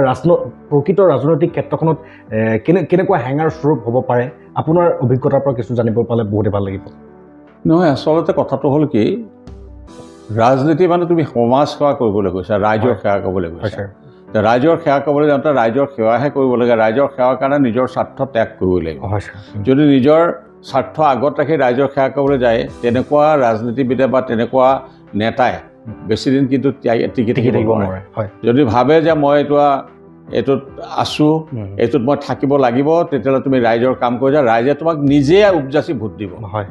তুমি ভোট বিচাৰি নগ'লেও তোমাক দিব ৰাইজে জানা যে এওঁক ভোট দিলে আমাৰ কামত আহিব গতিকে এওঁকে আমি সমৰ্থন জনাব লাগিব ৰাইজে নিজে সমৰ্থন জনাব হয় ছাৰ খুব ভাল লাগিলে আৰু আমাৰ বিশেষকৈ আমাৰ আঞ্চলিক পৰ্যায়ৰ নেতাসকলক ক'ব বিচাৰোঁ যে এজন আমাৰ আদৰ্শৰ এজন নেতা যিজনে 20 বছৰ কাল আমাৰ বটদ্ৰ বা সমষ্টি সেই সময়ত এতিয়া বৰ্তমান নামাকৰণ বদলি হৈছে বা চেপটো বদলি হৈছে বেলেগ কথা কিন্তু 20 বছৰ কাল তেখেতে নিজৰ একনিষ্ঠ কৰ্মৰ দ্বাৰাহে সেই আসন অধিষ্ঠিত কৰিবলৈ পাৰিছিলে অলংকৃত কৰিব পাৰিছিলে কিন্তু আমাৰ আপোনালোকে চাওকচোন যে আমাৰ গাঁও পৰ্যায়ৰ এনেকুৱা এটা কোনটো নেতা ওলাব যিটো নেতাই সভাপতি হওক বা ছেক্ৰেটাৰী হওক বা কাউন্সিলাৰ হওক 5 বছৰতকৈ বেছি টাৰ্ম থকা তেনেকুৱা এটা নেতা উলিয়াই দেখাওকচোন কিয় তেনেকুৱা হয় গতিকে ছাৰ এই ক্ষেত্ৰত আমাৰ আঞ্চলিকতাবাদী মানুহসমূহক অকণ সজাগ কৰিবও লাগে আপোনালোকে অকণ তত্ত্বাৱধানত ৰাখিবও লাগে যি দলৰ পৰাই নহওক এইটো হেৰি কৰিছোঁ মানে আমাৰ আঞ্চলিক পৰ্যায়ত বহুতে লুণ্ঠনমূলক কিছুমান ৰাজনীতি দেখা যায় গতিকে আপোনাৰ দিনতো তেনেকুৱা নিশ্চয় আঞ্চলিক পৰ্যায়ত বা এনেকুৱা গাঁও পৰ্যায়ত লুণ্ঠনমূলক কিছুমান ৰাজনৈতিক নেতা বা তেনেকুৱাই আপোনালোকক নিশ্চয় কিবা ঋণাত্মক পৰিণাম আনাইছিলে সেই কথা অলপ মই অকণ জানিব বিচাৰোঁ নাই সেইটো হয় একেবাৰে অসত্য কথাটো তেনেকুৱা নহয় মই সেইকাৰণে আমি সদায় চকু ৰাখোঁ আৰু বিশেষকৈ কৰ্মীসকলক মই সদায় এটা কথাই কওঁ যে তোমালোকে সদায় চাবা যে গাঁও পঞ্চায়ত লেভেলত যিবিলাক আঁচনি আহে দুখীয়া মানুহৰ উন্নয়নৰ কাৰণে আঁচনিবিলাক আহে আৰু সেই মানুহখিনি হ'ল আমাৰ মানুহ সেই মানুহখিনিয়ে যাতে সুবিধা পায় কাৰণ আমাক প্ৰতিনিধি কৰিছে সেই মানুহখিনিয়ে আমাৰ পৰা কিবা এটা পাব উন্নয়নৰ কাৰণে সেই কথাটো ভাবি পেলাই চৰকাৰখনে কিবা এটা দিব সেইটো কাৰণে আমাক সমৰ্থন জনায় চৰকাৰখনক সমৰ্থন জনায় গতিকে তোমালোকে সেইখিনি কামখিনি চাবা এতিয়া এটা কথা চাব গাঁও পঞ্চায়ত লেভেলত হওক যিবিলাক প্ৰেচিডেণ্ট হওক কাউন্সিলাৰ হওক বা মেম্বাৰে হওক কৰ্মীসকলক যদি গুৰুত্ব কোনোবাই নিদিলে নহয় তেওঁ দ্বিতীয়ৰ পৰা কেতিয়াও আহিব নোৱাৰে সেইটো আমি দেখি আহিছোঁ কাৰণ এই কৰ্মীসকলে হৈছে আচলতে মূল চালিকা শক্তি এজন বিধায়ক বা এজন প্ৰেচিডেণ্টৰ কাৰণে এজন হেৰিয়াৰ কাৰণে অৱশ্যে প্ৰেচিডেণ্টবিলাকৰ কেতিয়াবা টাৰ্ম চেঞ্জ হয় তেওঁলোকৰ ৰোটেশ্যন হয় কাৰণ লটাৰী হয় এবাৰ পুৰুষ হ'লে এবাৰ মহিলা হয় সেইটো হয় কিন্তু দ্বিতীয়বাৰ পুৰুষ পৰো তেওঁ কিন্তু জিকি অহা খুব কমেই দেখিছোঁ সেইটোৱে মানে আপোনাৰ কাৰ্যকালত থাকে বৰ্তমান সমষ্টিতে এনেকুৱা আছে আছে আছে নাথাকা নহয় আৰু আমি কেতিয়াবা এনেকুৱা হয় মই ক্ল'জ ড'ৰ আমি ধমকিও দিওঁ খুব বেয়াকৈ কেতিয়াবা ক'বলগীয়া হয় যে আপোনালোকৰ কাৰণে আমি বিপদত পৰিছোঁ আপোনালোকে কিয় এইবিলাক কৰে তেনেকুৱা আছে মানুহ আছে আৰু কেনেবা সৎ মানুহ আছে মই গাঁও পঞ্চায়ত লেভেলতো দেখিছোঁ বহুত আমাতকৈ বেছি অনেষ্ট মানুহ মই পাইছোঁ তেনেকুৱা প্ৰেচিডেণ্ট হওক বা হেৰি হওক মই বিশেষকৈ এজন ট্ৰাইবেল মোৰ দিনত প্ৰথম যেতিয়া পঞ্চায়ত গঠন হৈছিলে পঞ্চায়তৰ নিৰ্বাচন হৈছিলে এগৰাকী প্ৰেচিডেণ্ট ৰাইজে ক'লে যে এওঁক দেউৰীক মানে প্ৰেচিডেণ্ট পাতি দিয়ক আমাৰ চহৰীয়া পঞ্চায়তত চহৰীয়া পঞ্চায়তটোত তিৱা মানুহ বড়ো মানুহ আৰু আমাৰ ধৰ্মীয় সংখ্যালঘু সম্প্ৰদায়ৰ মানুহ এইখিনি মানুহ আছিলে মানে তেতিয়া আৰু আমাৰ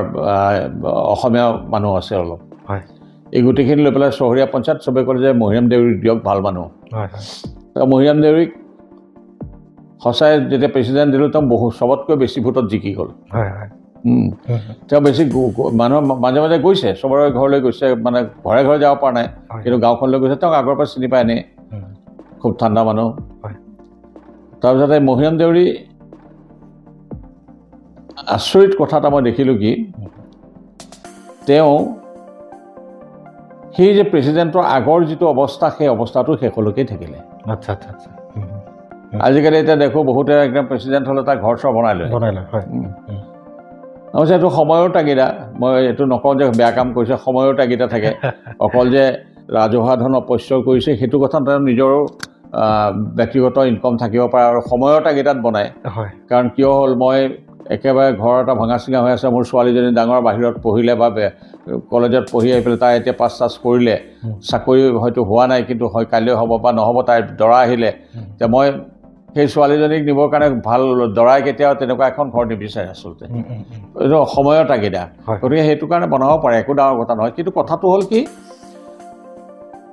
যদি ৰাইজক প্ৰাধান্য দি কাম নকৰে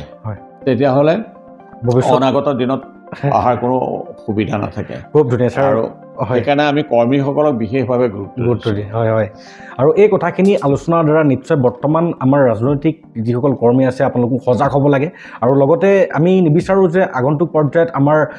পুৱাই পাই আছে নোপোৱাই নাই পোৱা তেনেকুৱা কিছুমান যাতে আমাৰ নহয় আমি সজাগ গতিকে আমি ভয় নকৰোঁ আমি মাতিমেই আৰু মই আমাৰ এজন আদৰ্শ নেতাৰ কাষৰ পৰা মই কথাষাৰ কৈছোঁ আমাৰ লগত ছাৰ আছে ছাৰৰ শক্তি যদি যেতিয়ালৈকে আমাৰ লগত থাকে ভয়ো নকৰোঁ কাৰোলৈ ছাৰ খুব ধুনীয়া লাগিলে এতিয়ালৈকে আপোনালোকৰ লগত যিখিনি বাৰ্তালাপ কৰিছোঁ আৰু আশা কৰোঁ এই বাৰ্তালাপসমূহৰ দ্বাৰা আমাৰ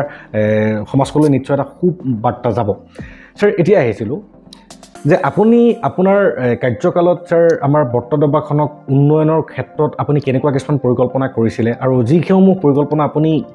কৰিবলৈ যাওঁতে আপুনি কি কি প্ৰতিবন্ধকতাৰ সন্মুখীন হৈছিল আৰু সেই প্ৰতিবন্ধকতাসমূহক নেওচি যাবলৈ আপুনি কি কি মানে পন্থা অৱলম্বন কৰিছিলে প্ৰথম কথা হৈছে যে মই সমষ্টিত যেতিয়া নিৰ্বাচিত হৈছিলোঁ এই সমষ্টিটোত পিছপৰা অঞ্চল বহুত আছিলে মানে উন্নত অঞ্চল বুলিবলৈ নাই পিছপৰা অঞ্চলেই আছিলে তেতিয়া যাতায়াতী ব্যৱস্থাটো খুবেই বেয়া আছিলে কমিউনিকেশ্যনটো একদম বেয়া আছিলে আৰু মই তেতিয়া প্ৰথম কৈছোঁ যে কমিউনিকেশ্যনটো ভাল কৰিব লাগে শুনি আচৰিত হ'ব যে আমি বটদ্ৰৱা সমষ্টি সোণাই নদীখনৰ ওপৰত 13খন দলং দিবলগীয়া হৈছিলে 13খন আপোনাৰ দিনত হৈছিলে এই গোটেই 13খন দলঙে আমি কংক্ৰিট কৰাইছিলোঁ মানে তেতিয়া মোৰ একেবাৰে শেষলৈকেও 2খন দলং মই কৰাইছিলোঁ এই 13খন দলং প্ৰথম হৈছে সেই দলংকেইখন নহ'লে মানুহৰে ইপাৰে সিপাৰে অহা যোৱা কৰিব নোৱাৰে বিশেষকৈ আমাৰ স্কুলৰ ল'ৰা ছোৱালী বা অফিচত যোৱা মানুহখিনি অসুবিধা হয় স্কুলৰ ল'ৰা ছোৱালীৰ বিশেষ অসুবিধা হয় কলেজলৈ যোৱা ল'ৰা ছোৱালীৰ অসুবিধা হয় কাৰণ বাৰিষা দিনত তেওঁলোকে প্ৰায় কলেজ স্কুলত যাব নোৱাৰে সেই গতিকে মানে মোৰ প্ৰথম উদ্দেশ্য লক্ষ্য আছিলে যে মই ব্ৰিজ কেইখন কেনেকৈ আনিব পাৰোঁ কোনোবা এখন যদি কংক্ৰিট বনাইছোঁ কোনোবা এখন পৰা নাই কাঠেৰে বনাই দিছোঁ আকৌ পিছত পানীয়ে উঠাই লৈ গুচি যায় আকৌ সেইটো চেংচন দিল্লীত যাওঁ নিজে লাগোগৈ আমাৰ তেতিয়া অসমৰ ডনৰ মিনিষ্টাৰবিলাকেও যথেষ্ট সহায় কৰিছিলে তেওঁলোকেও চেংচন দিছিলে বা গপ্তব ইণ্ডিয়াৰ পৰা পাইছিলোঁ অসম গভৰ্ণমেণ্টেও আমাক তেতিয়া সহায় কৰিছিলে আৰু বিশেষকৈ তৰুণ গগৈৰ দিনতো কেইবাখনো আমি দলং আনিব পাৰিছোঁ তেখেত প্ৰয়াত তৰুণ গগৈ ডাঙৰীয়াও যথেষ্ট সহায় কৰিছিল তেতিয়া কথা আছিল কি আমাৰ কেন্দ্ৰৰ পৰা পইচাটো কম আহিছিলে আৰু সেই কম পইচাৰে সীমিত পইচাৰে আমি গোটেই সমষ্টিটো তালিজোৰা মাৰি চলাবলগীয়া হৈছিলে মানে এতিয়া অভাৱী মানুহ বহুত মোৰ ঘৰখনতে এতিয়া 5টা ল'ৰা ছোৱালী এটা কথা কৈছোঁ মই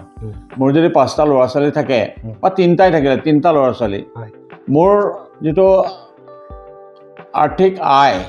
সেই আয়েৰে মই ধৰি লওক এবাৰ বিহুত মই এটাকে চোলা কাপোৰ দিব পাৰিম বাকী দুটাক নোৱাৰোঁ কিন্তু মই বুজ দিম যে তহঁতক এবাৰ দিব পৰা নাই অহাবাৰ কিন্তু ইয়াক দিলোঁ মই তহঁতকে দিম সেই বস্তু তেনেকৈ কৰি আমি ইখন গাঁৱৰ মানুহক বুজাই তেনেকৈ সেইখন গাঁৱৰ মানুহক তেনেকৈ কথা দি পেলাই নিজে যাওঁ আৰু মোৰ এটা কথা আছিলে কি মানুহে যেতিয়া এটা মোৰ ওচৰত আহি কৈফিয়ত কৰে বা মোক কয় যে ৰাস্তাটো বেয়া একেবাৰে যাবই নোৱাৰে আৰু সেই ৰাস্তাটোতে মই যাম প্ৰথম কেনেকুৱানো লাগে গৈ পেলাই দেখিম যে ৰাস্তাটো একেবাৰে বেয়া কণ্ডিশ্যন তেতিয়া মই ইঞ্জিনিয়াৰৰ লগত কথা পাতি যদি কেনেকৈ কৰিব পাৰি স্কিমো ধৰাই দিম এনেকুৱা হৈ আছিলে মই কিছুমান আমাৰ চিলনী ফাৰ্মৰ ওচৰত যে এগ্ৰিকালচাৰ ফাৰ্মৰ লগত যে ব্ৰিজখন আছে এতিয়া কংক্ৰিট হৈ গ'ল সোণাই দলংখন এতিয়া ৰাস্তা বহল দুখন তো এই সোণাই দলংখন মানে তাতে 4টা সমষ্টি পৰে আমাৰ লাহৰীঘাট সমষ্টিৰ MLA মানুহ সেইফালে দিয়ে নগাঁৱলৈ যায় বটদ্ৰবাৰখিনিতো যায়েই ঢিং সমষ্টি MLA মানুহখিনি যায়েই ৰূপহী সমষ্টিৰ MLA মানুহখিনিও যায় একেটা ৰাস্তাৰে কৰিডৰ এটাই ব্ৰিজখন গতিকে চবৰে তাৰপিছত আমি লগ খাই পেলাই গোটেইকেইজন MLA দলংখন ভাঙি গ'ল মানুহ যাব নোৱাৰা হ'ল গাড়ী আটকি গ'ল তাৰপিছতে ইঞ্জিনিয়াৰক ফোন কৰি খবৰ ল'লোঁ ইঞ্জিনিয়াৰক কৈছে এনেকুৱা হৈছে গাড়ীখন বোলো এতিয়া কিমান টকা হ'লে মিনিমাম আপোনালোকে কাঠৰখনে ভালদৰে ৰিপেয়াৰিং কৰি দিব পাৰিব গাড়ী চলাচল কৰিবলৈ তেতিয়া ক'লে বোলে ছাৰ খুব এটা পইচা নালাগে খুব বেছি পৰিলে 10 লাখমান টকা পৰিব তেতিয়া কাঠৰ দামো কম আছিলে শাল কাঠৰ তেওঁ বোলো এটা কাম কৰক মই কাইলৈৰ ভিতৰত আপোনাক ৰিজাল্ট দি আছোঁ আপুনি কণ্ট্ৰেক্টৰ ঠিক কৰক তাৰপৰা মই গোটেইকেইজনৰ লগতে কথা পাতিলোঁ এখন মিটিং আছিলে গোটেইখিনি লগ খাইছিলোঁ নগাঁৱতে মিটিং এখন আছিলে লগ খাওঁতে মই তেতিয়া কথা প্ৰস্তাৱটো দিলোঁ যে এনেকুৱা ধৰণৰ কথা এইখন কৰি দিলে কি হ'ব তেতিয়া ডক্টৰ নজৰুল ইছলামো আছিলে কৈছে এইটোতো বৰ বেয়া কথা হৈছে নাই দলং এখন লাগিবই মোৰ 4টা MLA 2.5 লাখকৈ পৰিব মই 2.5 লাখ দিম প্ৰত্যেকে 2.5 লাখ টকা দি 10 লাখ টকাত দলংখন বনাই দিম গোটেইকেইজনে ক'লে যে আমি পইচা দিম নজৰুলে ক'লে তুমি অৰ্ডাৰ দিয়া কোন কণ্ট্ৰেক্টৰক লগাবলৈ ইঞ্জিনিয়াৰক কৈ দিয়ে কণ্ট্ৰেক্টৰ ভালকৈ কৰি দিয়ে তেওঁলোকক আমি পইচা দি দিম তেতিয়া শৰীফা বেগম আছিলে ৰূপহী তাৰপিছত লাষ্টত ব্ৰিজটো বনাব দি দিলোঁ ব্ৰিজটো 3 দিনত কমপ্লিট কৰি দিলে গাড়ী চলাচল কৰিব পৰা কৰি দিলে দিনে ৰাতিয়ে কাম কৰিলে আৰু মই নিজে যাওঁ তাত ছাইডত চাবলৈ তাৰপিছত পইচা কিন্তু 2জন মানুহে আমি ভৰিলোঁ মই 2.5 লাখ দিলোঁ নজৰুল ইছলাম ডাঙৰীয়া 2.5 লাখ দিলে কিন্তু বাকী 5 লাখ টকা নিদিলে সেই 5 লাখ টকা পিছত গৈ মোৰ এই যে MLA এৰিয়া ফাণ্ডৰ পৰা সেই টকাটো 2টা টাৰ্মত মই শেষ কৰি দিছোঁ কণ্ট্ৰেক্টৰ বাৰু নিজৰ আমাৰ ঘৰৰে ল'ৰা আছিলে ঘৰৰ মানে আমাৰ হেৰিয়াৰ নগাঁৱৰ ল'ৰা তাৰপিছতে সি তাক ক'লোঁ আৰু যে এনেকুৱা কণ্ডিশ্যন দিয়া নাই কোনো তাৰপৰা বোলে মই বোলো মই MLA ফাণ্ডৰ পৰা তোমাক কিন্তু একেলগে দিব নোৱাৰিম 2টা টাৰ্মত পাৰিম আৰু 2টা ফেজত দিম সেই তেনেকৈ 2টা ফেজত দিয়াৰ পিছত সিও মাতি আছোঁ বোলে হ'ব মই হেৰি কৰিম এই তেনেকৈ কাম কৰাইছিলোঁ মানে হয় ছাৰ আপোনালোকে ইমান সমাজখনক উন্নতিকৰণৰ ক্ষেত্ৰত বা আমাৰ মানে সমষ্টিটোৰ উন্নয়নৰ ক্ষেত্ৰত ইমানখিনি কাম কৰাৰ পাছতো এটা সময়ত আপোনালোকক বহুতেই ক্ৰিটিচাইজ কৰিছিলে এচাম এনেকুৱা মানুহ আছিল যিসমূহে কেৱল আপোনাক এজন গাঁওবুঢ়া বুলি মানে অভিহিত কৰিছিলে গাঁওবুঢ়াৰ লগত তুলনা কৰিছে যে আমাৰ স্থানীয় বিধায়কৰ কোনো কাম নাই তেখেত এজন গাঁওবুঢ়াৰ দৰে গতিকে আপুনি তেওঁলোকক কি প্ৰত্যুত্তৰ দিব বিচাৰে আচলতে মই পাব্লিচিটি নলওঁ 1 নম্বৰ কথা আজিও নলওঁ মই পাব্লিচিটিৰ পৰা মই সদায় আঁতৰত থাকোঁ হয় হয় আৰু 2 নম্বৰ কথা যে মোৰ ডিউটিটো মই জানো যে মোৰ এইখিনি কৰ্ম মই কৰিব লাগিব এতিয়া ঢাক ঢোল বজাই পেলাই মই কৰ্ম কৰিবলৈ নাযাওঁ কাৰণে হয়তো মই তেওঁলোকে তেখেতসকলে ভাবিছে আৰু এতিয়া উপলব্ধি কৰিছে মই কাম কৰিছিলোঁ নাই এতিয়া কিন্তু তেখেতসকলে উপলব্ধি কৰিছে যিসকলে কৈছিলে জল পট হয় খুব ভাল লাগিলে ছাৰ আৰু মই এইখিনিতে ছাৰ জানিব বিচাৰোঁ যে কংগ্ৰেছৰ ৰাজনৈতিক ক্ষেত্ৰখনৰ মানে প্ৰেক্ষাপটখনত কেনেকুৱা কিছুমান লবি বা কেনেকুৱা কিছুমান নীতি সোমাই পৰিল যিটো নীতিয়ে কংগ্ৰেছৰ গোটেই সাম্ৰাজ্যখনক সৰ্বনাশ কৰি পেলালে মই এতিয়া যিহেতু কংগ্ৰেছ দল ত্যাগ কৰি মই বিজেপি দললৈ আহিলোঁ হয় হয় গতিকে সেই দলটোক মই আৰু সমালোচনা নকৰোঁ হয় বা সেই দলটোৰ বিপক্ষে এতিয়া কথা নকওঁ নহ'লে এতিয়া যদি কিবা কওঁ তেতিয়াহ'লে ক'বলৈ তেওঁ আগতে থাকোঁতে এইবিলাক কথা কিয় নকৈছিলে এতিয়া কৈছে এইটো সাধাৰণতে হৈ থাকে মই দেখি আছোঁ এইবিলাক লাগি থাকিলে যেতিয়া যুক্তিতৰ্ক হয় হয় হয় মানে বিভিন্ন নেতাই এই কথা কটাকটি কৰা শুনি থাকোঁ হয় হয় সাধাৰণতে মই এইবিলাক বেয়া পাওঁ হয় হয় আৰু সেই গতিকে মই সেইবিলাক কথা এতিয়া সমালোচনা নকৰোঁ কি হৈ আছিল কি নাই কাৰণ মই নিজে ভুক্তভোগী আৰু সেইকাৰণে মই সেই দল ত্যাগ কৰিলোঁ আৰু যেতিয়া দেখিলোঁ মই বিজেপি দলৰ বিশেষকৈ সৰ্বানন্দ সোণোৱাল ডাঙৰীয়া আছিল তাৰপিছতে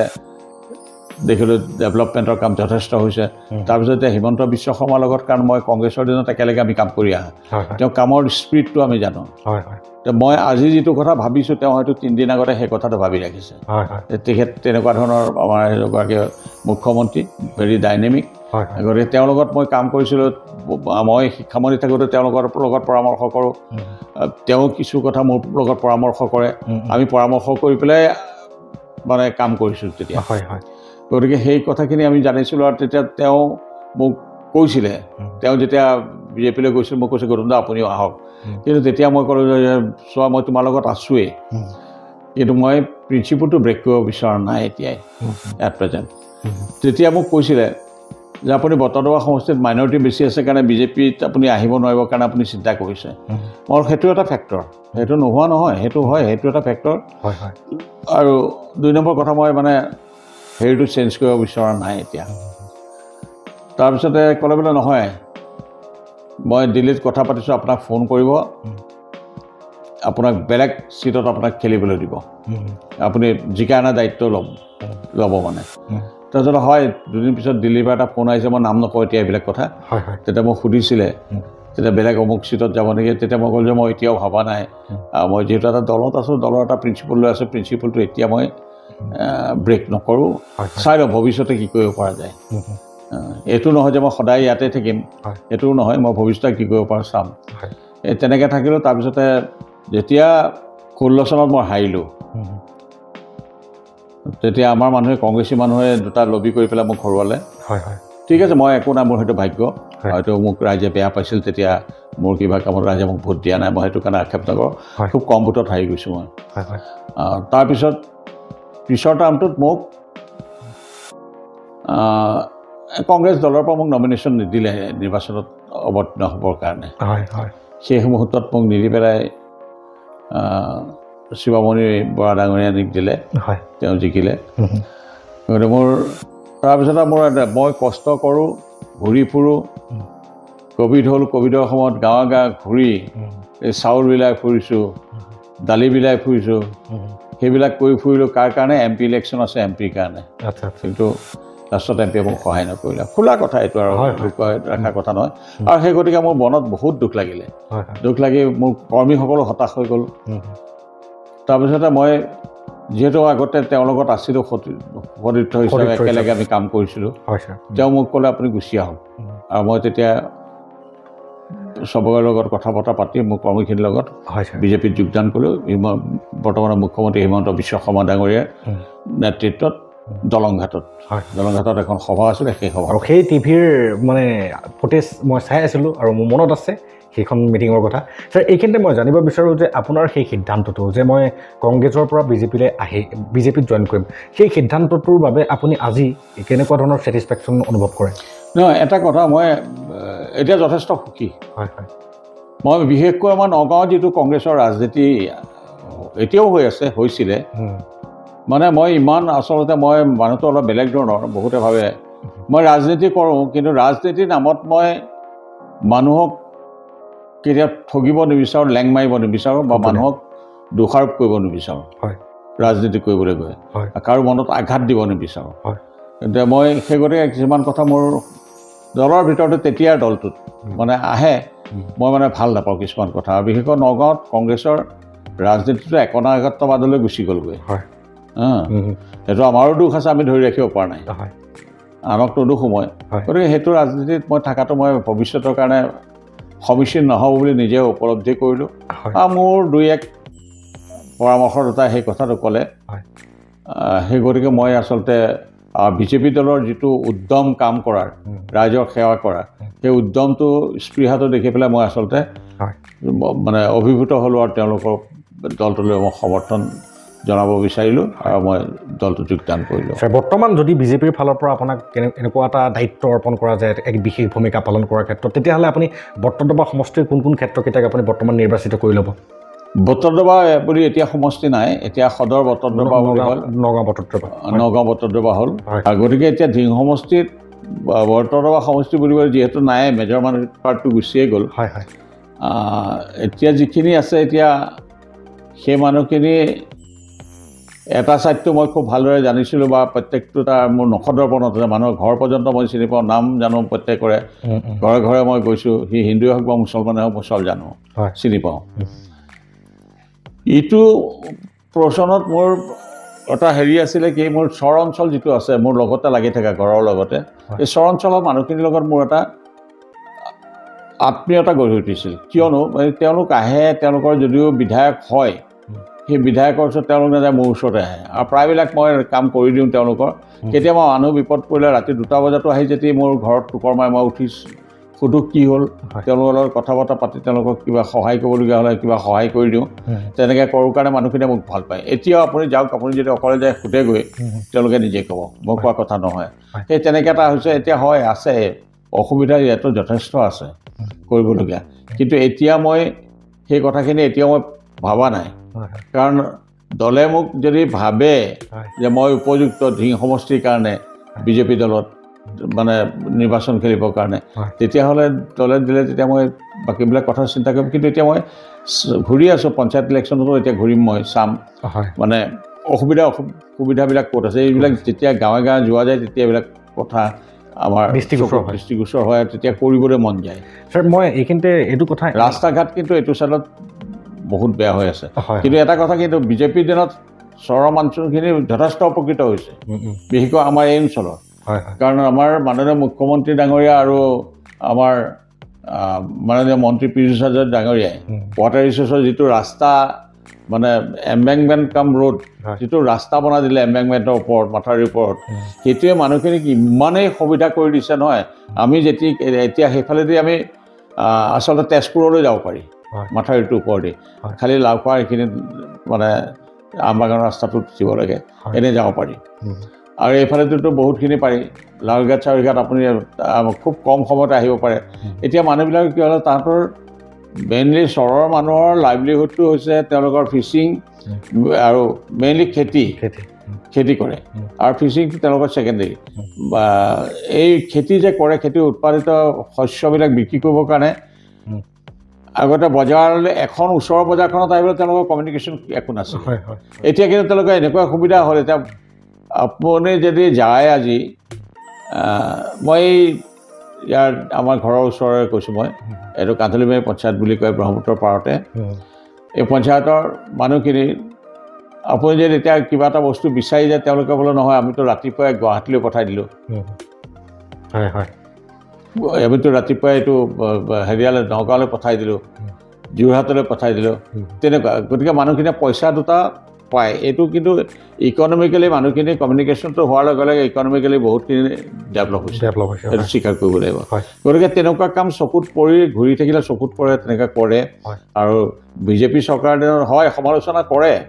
ভুল ক'ৰবাত হয়তো আছে নাই বুলি মই নকওঁ কিন্তু এইটোতো চাব লাগিব উন্নয়ন কিমান হৈছে এতিয়া মই যদি আৰু চকুহাল মুদি পেলাই উন্নয়ন নাই হোৱা বুলি কওঁ তেতিয়াহ'লে একো লাভ নাই উন্নয়ন যথেষ্ট হৈছে আজি মই গুৱাহাটীৰ কথা নহয় বাকীবিলাকতো ৰাস্তা মই এতিয়া মাথাউৰি এটা কথা আপোনালোকক উদাহৰণ দিলোঁ তেনেধৰণৰ বহুত উদাহৰণ আছে ৰাস্তা ঘাট বহুত ভাল হৈছে বহুত ইম্প্ৰুভ হ'ল আৰু এতিয়া মই কৈছোঁ বহুত টাউনতকৈ গাঁৱৰ ভিতৰৰ ৰাস্তাবিলাক বেছি ভাল হয় ডেফিনেটলি এইটো সঁচা কথা কমিউনিকেশ্যনত খুবেই ভাল খুব ভাল ছাৰ এইখিনিতে মই এটা কথা এই কথাটো এইকাৰণে সংযোজন কৰিছিলোঁ আপুনি যেতিয়া বটদ্ৰৱা সমষ্টিৰ পৰা MLA হৈ আছিল বা মন্ত্ৰিত্ব লৈ আছিলে আপোনাৰ তেনেকুৱা কিবা এটা আধৰুৱা কাম ৰৈ গৈছিল নেকি যিটো কাম আপুনি বৰ্তমান সম্পূৰ্ণ হোৱা দেখা নাই আছে সেই কামটোক আপুনি কেনেকুৱা ধৰণে আগবঢ়াব বিচাৰিব না মই এতিয়া লাগি আছোঁ মই মুখ্যমন্ত্ৰী ডাঙৰীয়াক কৈছোঁ হয় সেইখিনি কৰিবৰ কাৰণে তেওঁ মোক আশ্বাস দিছে সেইখিনি কৰাই দিব মানে মই এই কথাটো এইকাৰণে সংযোজন কৰিছোঁ কাৰণ এটা সময়ত যিহেতু আপুনি আমাৰ বটদ্ৰৱা সমষ্টি আছিল এতিয়া বৰ্তমান যদিও পাৰ্টিশ্যন হ'ল কিছু ৰিকনষ্ট্ৰাক্ট হ'ল গতিকে তথাপিও আপোনাক আমি পাহৰিব নোৱাৰোঁ আপুনি ভৱিষ্যতলৈ ধিং সমষ্টিৰ MLA হিচাপে হৈ পেলাই ভৱিষ্যতলৈ আপুনি মন্ত্ৰিত্ব হ'লেও আমি আহিমেই আপোনাৰ কাষত কিবা নহয় কিবা এটা কাৰণবশতঃ আপোনাৰ খবৰ এটা ল'বলৈ হ'লেও ছাৰ মই এইখিনিতে এটা কথা জানিব বিচাৰোঁ যে কংগ্ৰেছৰ দিনত আপুনি যিহেতু 20 বছৰ কাল ইমান সুদীৰ্ঘকাল আছিলে সেই তেনেকুৱা সময়ত আজি বিজেপিৰ দিনত বটদ্ৰৱাত যিটো প্ৰজেক্ট বনি আছে সেই তেনেকুৱা প্ৰজেক্ট বা সেই তেনেকুৱা চিন্তা চৰ্চা আপোনালোকে কৰা নাছিলনে বাৰু নহয় তেতিয়া কথাটো হ'ল কি তেতিয়া প্ৰজেক্টৰ কাৰণে তেনেকুৱা ঠিক এনেকুৱা প্ৰজেক্ট নহয় কিন্তু মোটামুটি যিটো কলাক্ষেত্ৰৰ আৰ্হিত যিটো যোৰহাটত হেৰি চুকাফা হেৰিটো বনোৱা হৈছিলে চুকাফা উদ্যান সেইটো এটা বিৰাট ডাঙৰ প্ৰকল্প সেইটো তেতিয়া সাংস্কৃতিক মন্ত্ৰী মই আছিলোঁ আৰু মই তাতে মানে প্ৰয়াত মুখ্যমন্ত্ৰী তৰুণ গগৈ ডাঙৰীয়া মোকে তাতে ইনচাৰ্জ কৰি দিছিলে যে এইটো প্ৰকল্পটো হ'ব লাগে তাৰ সেইকাৰণে মই মাটি বাৰী ৰাইজৰ পৰা লৈছিলোঁ তেওঁলোকক বহুত বুজাই মেলি প্ৰথম নিদিয়ে বহুত বুজাই মেলি বহুতবাৰ মিটিং কৰা হৈছিলে তেনেকৈ প্ৰশাসনৰ জৰিয়তে মিটিং হৈছিলে মই নিজেও গৈছিলোঁ তেনেকৈ কৰাইছিলোঁ সেইটো কৰাৰ লগে লগে তেতিয়া আমাৰ মনলৈ আহে মোৰ সমষ্টিত তেনেকুৱা এটা কৰিব নোৱাৰোঁ নেকি বুলি মনলৈ আহে আৰু তেতিয়া আহিলেও আমি মানে যিটো পইচা লাগিব সেই পইচাটো আচলতে তেতিয়া ইনকম চ'ৰ্চটো আমাৰ চৰকাৰখনে ইমান ভাল নাছিলে ৰেভিনিউ জেনেৰেশ্যন কিমান হ'ব পাৰে খুব কম এতিয়া ৰেভিনিউ জেনেৰেশ্যন হয় তথাপিতো নাতে যথেষ্ট ৰেভিনিউ আৰ্ণ কৰে তথাপিতো নাতে কিন্তু আমাৰ মাননীয় মুখ্যমন্ত্ৰীয়ে তেখেতে জানিছিলে কাৰণ বিত্ত বিভাগত তেখেত বহুত দিন আছিলে গতিকে তেখেতে জানে ক'ত জাৰি টুকুৰা মাৰি পেলাই তালিজোৰা মাৰি পেলাই কাম কেনেকৈ চলাই নি ৰাইজক সহায় কৰিব পাৰে সেই কথাটো তেখেতে জানিছিল কাৰণে এতিয়া সুন্দৰভাৱে চলি আছে হয় ধাৰ আছে ধাৰ থাকিবই প্ৰত্যেকখন চৰকাৰে ধাৰ থাকে ধাৰ ল'বই লাগিব ধাৰ নল'লে কাম কেতিয়াও কৰিব নোৱাৰে মোক লাগে ডেভেলপমেণ্টৰ কাম কৰিবৰ কাৰণে মোক লাগে 1200 কোটি টকা কিন্তু মোৰ আছে 600 কোটি টকা বা 800 কোটি টকা 400 কোটিটো মই ধাৰ ল'ম কাৰণ ধাৰটো ময়ে মাৰিব লাগিব আৰু সেইটো ৰাইজৰ ডেভেলপমেণ্টৰ কাৰণে তাত হয়তো আমাৰ ৰেভিনিউ জেনেৰেট নহ'ব পাৰে কিন্তু ৰাইজৰ আজি এখন কলেজ বা এখন মেডিকেল কলেজ টিচিং লাইনতো আমাৰ এটা পইচাও ৰেভিনিউ আৰ্ণ নহয় বৰংশ চৰকাৰৰ পৰা পইচাটো যায় মই জানত আজিকালি কিমান নাজানো আগতে এজন ডক্টৰৰ পঢ়াবলৈ গ'লে ডক্টৰজনৰ পিছত 10 লক্ষ টকা লাগে চৰকাৰে খৰচ কৰে আচ্ছা এতিয়া সেই বস্তুটো যে ডেভেলপ কৰিব লাগে সেইটো কথা আমাৰ মনলৈ চিন্তাধাৰাত আহিছিলে যে হয় এনেকুৱা এখন কৰিব লাগে এনেকুৱা এটা কৰিব লাগে আমি চেষ্টা কৰিছিলোঁ আৰু সেই গতিকে মই শিক্ষাৰ দিশটো খুব চাইছিলোঁ মই সেইকাৰণে এই কস্তুৰবা গান্ধী বিদ্যালয়খন আচলতে বটদ্ৰৱাৰ জেগা নাই কাৰণে ধিং সমষ্টি ইয়াতে মই নিজে যুঁজি পেলাই পেপাৰ মিল যিটো এবণ্ডন হ'ল এইটো পিছত অকশ্যনত দি দিলে বস্তুবিলাক এই পেপাৰ মিলটোত যিখিনি ঘৰ মাটি আছিলে তাতে ঘৰ আছিলে তাতে মুখ্যমন্ত্ৰী ডাঙৰীয়াক কৈ পেলাই তাতে লৈ পেলাই মই প্ৰথম স্কুল আৰম্ভ কৰিছিলোঁ আৰু এই নবোদয় বিদ্যালয় যিখন ধিং সমষ্টিত পৰে সেইখনো মই তেনেকৈ তাতে নিজে লাগি পেলাই এইটো মোৰ সমষ্টিত নহয় কিন্তু মই নিজে এইটো মোৰ দায়িত্ব যে মোৰ ঘৰৰ ওচৰৰ স্কুলখন হ'লে আমাৰ বহুত ল'ৰা ছোৱালী হেৰি পাব সুবিধা পাব গাঁৱৰ দুখীয়া মানুহৰ ল'ৰা ছোৱালী সেই গতিকে লাগি মেলি ইয়াত ৰাখি যেতিয়া বিল্ডিং কমপ্লিট হৈছে তালৈ গৈছে নবোদয় এতিয়া যিখন কস্তুৰবা গান্ধী বিদ্যালয়খন মই দিবলৈ জেগা নাই মাটি নাই মাটি যিহেতু নাই তেতিয়া আমাক ক'লে যে স্কুলখন গুচি যাব মই কৈছোঁ নাই মই শিক্ষা মানি থাকোঁতে এইখন স্কুল আনিছোঁ মই কিয় পঠাই দিম এইখন স্কুল তো মই দাদাৰ লগত আলোচনা কৰি আমি গোটেইকেইটা ভাই ককাই মিলি পেলাই ঘৰৰ আগৰ পুৰণা ভেটিৰ লগত 3.5 বিঘা মাটি দান দিছে মই এইটো কথা জানো ভালকৈ দান দিলেও স্কুলখন এতিয়া স্কুলখন হৈ আছে তাতে ডাবল ষ্টেয়াৰ বিল্ডিং বহু ছাত্ৰী স্কুল এখন ছাত্ৰী কষ্টবাৰটো মহিলা হয় আৰু আমাৰ ৰাইডঙীয়া ফালৰ পৰা বহু কেইগৰাকীমান ছাত্ৰীয়ে তাতে পঢ়া শুনা কৰি পেলাই মেট্ৰিক পাছ কৰি গৈছে আৰু তাৰ বাবে মই আপোনাক ধন্যবাদ জনাওঁ যে এনেকুৱা এটা নিজৰ মাটি দান কৰি পেলাই নিজৰ ভূমি দান কৰি পেলাই তেনেকৈ আদৰ্শ স্বৰূপে ৰাইজৰ আগত তেনেকৈ অনুষ্ঠান পতা ব্যক্তিও আমাৰ বটদ্ৰৱা সমষ্টিত একমাত্ৰ এজনেই ওলাব বৰ্তমান নগাঁও বটদ্ৰৱা হ'ল কিন্তু আমাৰ দুৰ্ভাগ্য যে বটদ্ৰৱা সমষ্টিৰ পৰা এতিয়া বিচ্ছিন্ন হৈ পেলাই ধিং সমষ্টিলৈকে বহুত কিছুমান প্ৰশ্ন আহি গ'ল ছাৰ মই জানিব বিচাৰোঁ যে এনে নহয় যে কংগ্ৰেছৰ ৰাজনৈতিক ক্ষেত্ৰখনত বেয়া মানুহ আছে তাতো ভাল মানুহ আছিলে মই জানিব বিচাৰোঁ যে কংগ্ৰেছৰ ৰাজনৈতিক ক্ষেত্ৰত আপুনি যেতিয়া মন্ত্ৰিত্ব বা MLA হৈ আছিলে সেই মুহূৰ্তত আপোনাৰ আদৰ্শ হিচাপে থকা আপুনি আদৰ্শ হিচাপে কাক লৈছিলে সেইসকলৰ আদৰ্শ আপোনাক কেনেকৈ অনুপ্ৰাণিত কৰিছিলে নহয় মোৰ প্ৰথম কথা হৈছিল তেতিয়া মই হিতেশ্বৰ শইকীয়া ডাঙৰীয়াক মানে আদৰ্শ হিচাপে ল'ব বিচাৰিছিলোঁ আৰু তেখেতে মোক বহুত শিকাইছিলে কাম আৰু দ্বিতীয়তে মই শৰৎ বৰকটকীৰ লগত তেখেতকো এতিয়াও সদাগৰ তেখেতেও আমাৰ প্ৰয়াত হ'ল তেখেত আমাৰ মাজত তেখেতৰ পৰা মই বহুত কথা শিকিছিলোঁ মানে পুৰণা কথা আৰু তেখেতৰ লগত মই কাম কৰি খুব ভাল পাইছিলোঁ তেনেকৈ আছে বহুকেইজন মানুহ আছে ছাৰ মই এইখিনিতে আপোনাক এটা কথা কৰিব বিচাৰোঁ যে আজিও আমি বহু কেইজনমান ৰাজনীতিবিদ বিশেষকৈ ৰাজনীতি বিজ্ঞানৰ প্ৰবক্তাৰ মই সাক্ষাৎকাৰ গ্ৰহণ কৰিছোঁ আৰু সেই ৰাজনীতি বিজ্ঞানৰ প্ৰবক্তাসকলৰ বা কোনোবা এজন এনেকুৱা আছে যিজন ভাইচ চেঞ্চেলৰ হৈ আছে কোনোবা এখন ইউনিভাৰ্চিটিৰ কোনোবা এজন এনেকুৱা আছে বৰ্তমান আমাৰ কোনোবা এখন কলেজৰ প্ৰিন্সিপাল চাৰ্জত আছে সেই তেনেকুৱা ব্যক্তিসকলে ৰাজনৈতিক প্ৰেক্ষাপটৰ আদৰ্শ হিচাপে শৰৎ সিংহ ডাঙৰীয়াৰ কথা কয় যে শৰৎ সিংহ নামৰ এজন এনেকুৱা ব্যক্তি আছিল যিজন ব্যক্তিৰ নেতৃত্বত অসমখন যেতিয়া আছিলে সেই ব্যক্তিজনে ৰাজকীয়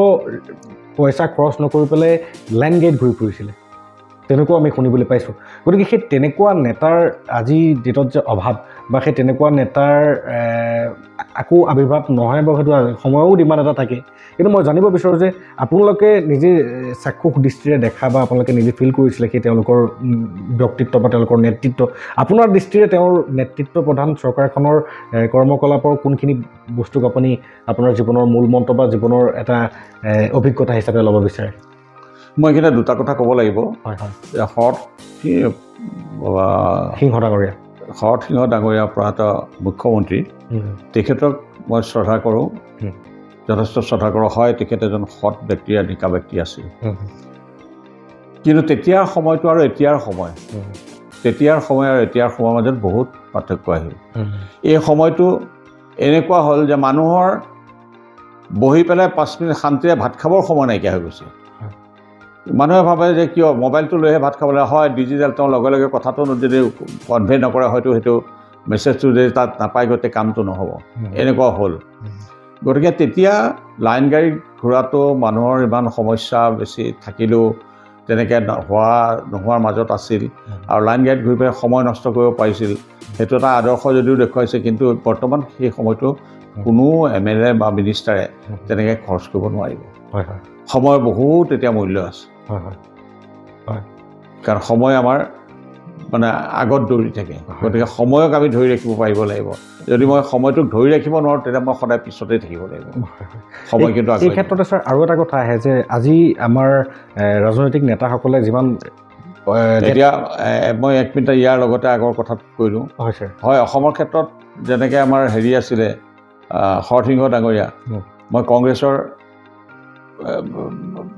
সৌ পৰহিদিনাখন আমাৰ মাজৰ পৰা নাইকিয়া হৈ যোৱা মনমোহন সিং ডাঙৰীয়া প্ৰয়াত প্ৰধানমন্ত্ৰী তেখেতৰ কথা ক'ব যে তেখেতো যথেষ্ট সৎ আছিল ডেফিনেটলি তেখেত যথেষ্ট সৎ আছিল আছে তেনেকুৱা পৃথিৱীত মানুহ নথকা নহয় বা দলত মানুহ নথকা নহয় সৎ আৰু ভাল মানুহ প্ৰত্যেক দলতে আছে বেয়া মানুহ প্ৰত্যেক দলতে আছে কিন্তু সেইটোৰে প্ৰভাৱটো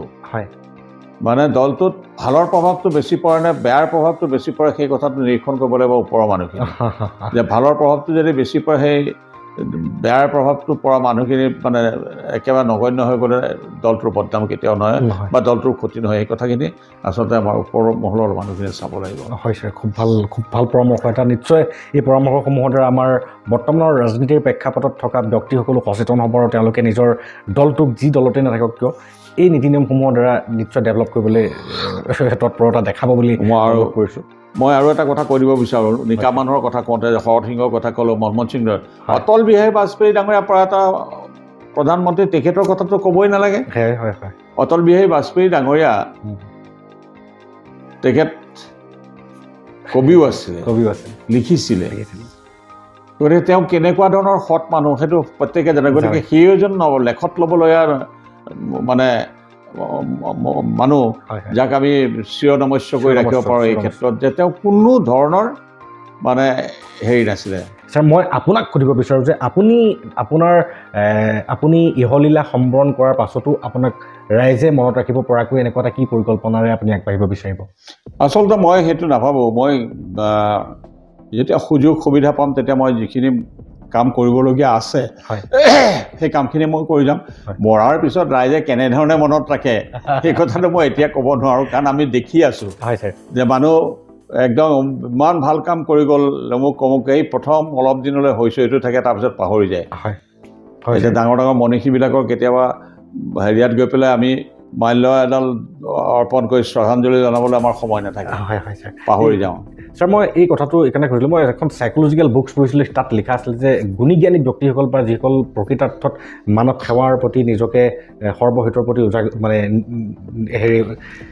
আত্মসমৰ্পণ কৰে সৰ্বহিতাৰ্থে সেই তেনেকুৱা ব্যক্তিয়ে সেই গুণীজ্ঞানী ব্যক্তিসকলে সদায় লাইফ প্লেনিং নহয় তেওঁলোকে ডেথ প্লেনিং কৰে যে মই কেনেকুৱা এটা দশাত মৰিব বিচাৰোঁ মোৰ ফিউনাৰেলত কিমান মানুহ একত্ৰিত হোৱাটো বিচাৰোঁ তেনেকৈ মই কেনেকৈ কাম কৰিম গতিকে আমি আশা কৰোঁ ছাৰ আপোনালোকৰ কৰ্মই আমাক নিশ্চয় উজাগৰিত কৰি আহিছে ভৱিষ্যতলৈও উজাগৰিত কৰিব ছাৰ মই এতিয়া আহি মই জানিব বিচাৰোঁ যে আপোনাৰ ভৱিষ্যতৰ পৰিকল্পনাৰ বিষয়ে এতিয়া আপুনি ভৱিষ্যতলৈ আগৰ সেই বটদ্ৰৱা এতিয়া বৰ্তমান নগাঁও বটদ্ৰৱা সমষ্টিত আপুনি প্ৰতিদ্বন্দ্বিতা কৰিব বিচাৰিব নে আপুনি বৰ্তমান ঢিং সমষ্টিৰ পৰা প্ৰতিদ্বন্দ্বিতা কৰিব বিচাৰিব মই আচলতে নগাঁও সদৰ নগাঁও বটদ্ৰৱা সমষ্টিৰ এজন এক্সিষ্টিং বিধায়ক আছে হয় তেওঁ দ্বিতীয় টাৰ্মৰ কাৰণে আহিছে তেওঁ আছে খুব ভাল ৰূপম হয় গতিকে তেওঁক মই হেৰি কৰিবলৈ তাত খেলা কথাটো ভবা নাই মই এতিয়া ঢিং সমষ্টিতে মই খেলিবৰ কাৰণে চেষ্টা কৰিছোঁ বা চিন্তা কৰিছোঁ এইকাৰণে চিন্তা কৰিছোঁ যে ইয়াতে যিখিনি ধৰ্মীয় সংখ্যালঘু সম্প্ৰদায়ৰ মানুহ আছে তেওঁলোকৰ গোটেই যথেষ্ট আছে তেওঁলোকৰ মাজত মই জনপ্ৰিয়তা বুলি নকওঁ তেওঁলোকে মোক ভাল পায় আৰু ময়ো তেওঁলোকক যথেষ্টখিনি ভাল পাওঁ সন্মানো দিওঁ তেওঁলোকক সহায়ো কৰোঁ গতিকে সেইটো ক্ষেত্ৰত মোৰ সুবিধা হ'ব বুলি মই নিজে ভাবি লৈ পেলাই চিন্তা এটা কৰি আছোঁ দলৰ কথা দলে যদি দিয়ে খেলিব লাগিব আৰু দলে যদি নিদিয়েতো উপায় নাই আমি এই সাধাৰণ কাৰ্যকৰ্তা হৈ কাম কৰি যাম আৰু আপুনি ৰাজনৈতিক ক্ষেত্ৰত আজিলৈকে প্ৰায় কিমান বছৰ কাল হ'ল প্ৰায় 30 বছৰ অধিক কাল আপুনি ৰাজনৈতিক ক্ষেত্ৰৰ লগত জড়িত হয়তো 50 বছৰ মানে হ'বলৈ গৈ আছে 40ৰ ওপৰত 40টো হ'ল গতিকে ছাৰ আপোনাৰ এই দীৰ্ঘদিনীয়া জীৱনকালৰ অভিজ্ঞতা তথা ৰাজনৈতিক প্ৰেক্ষাপটৰ অভিজ্ঞতা তথা আপোনাৰ সামূহিক অভিজ্ঞতাৰ পৰা মই বৰ্তমান যিসকল ছাত্ৰ বা যিসকল ছাত্ৰ ছাত্ৰীয়ে অধ্যয়ন কৰি আছে ভৱিষ্যতলৈ তেওঁলোকেও নিজকে ৰাজনৈতিক ক্ষেত্ৰত লৈ যাব বিচাৰে তেওঁলোকৰ প্ৰতি আপোনাৰ এটা স্পেচিয়েল পৰামৰ্শ বিচাৰোঁ নহয় মানে মোৰ কথা হ'ল প্ৰথম ৰাজনৈতিক ক্ষেত্ৰত যদি আহিব বিচাৰে নৱপ্ৰজন্মৰ প্ৰথমতে শিক্ষাটো ভালকৈ লৈ ল'ব লাগিব এক নম্বৰ কথা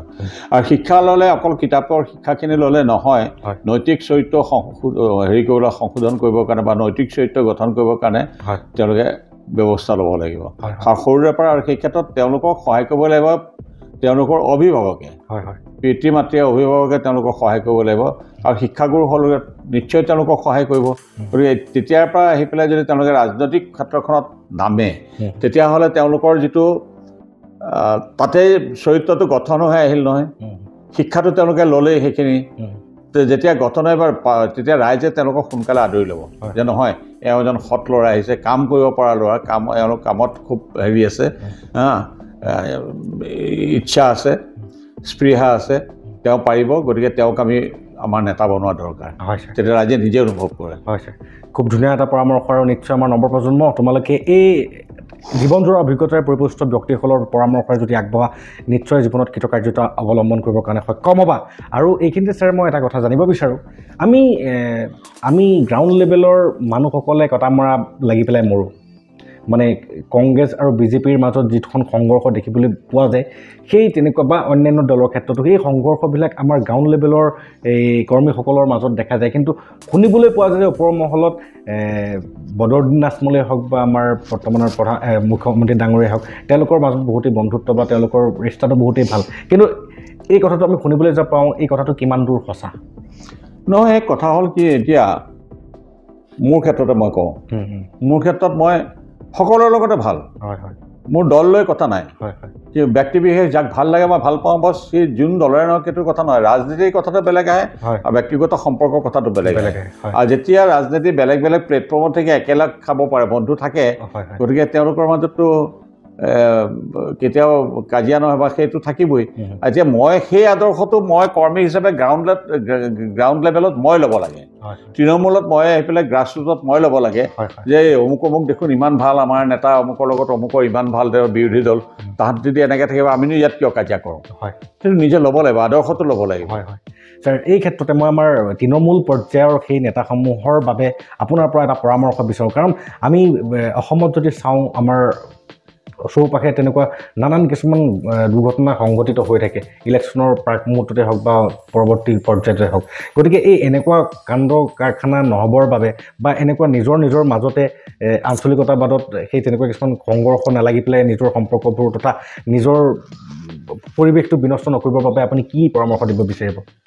ন মোৰ কথা হৈছে যে মই কি কৰিছোঁ ৰাইজে চাই আছে হয় মই যদি ভাল কাম কৰিছে ৰাইজে নিশ্চয় মোক ভাল বুলি ক'ব বা ভাল বুলি ভাবিব যদি মই বেয়া কাম কৰিছোঁ ৰাইজেতো মোক ক'ব যে নাই ভাল নহয় বেয়া কাম কৰিছে আৰু সেইটো ৰাইজৰ ওপৰত নিৰ্ভৰ কৰিব মই কি কৰোঁ কি নকৰোঁ সেইটো কাৰণে আৰু দ্বিতীয় কথা হৈছে তৃণমূলৰ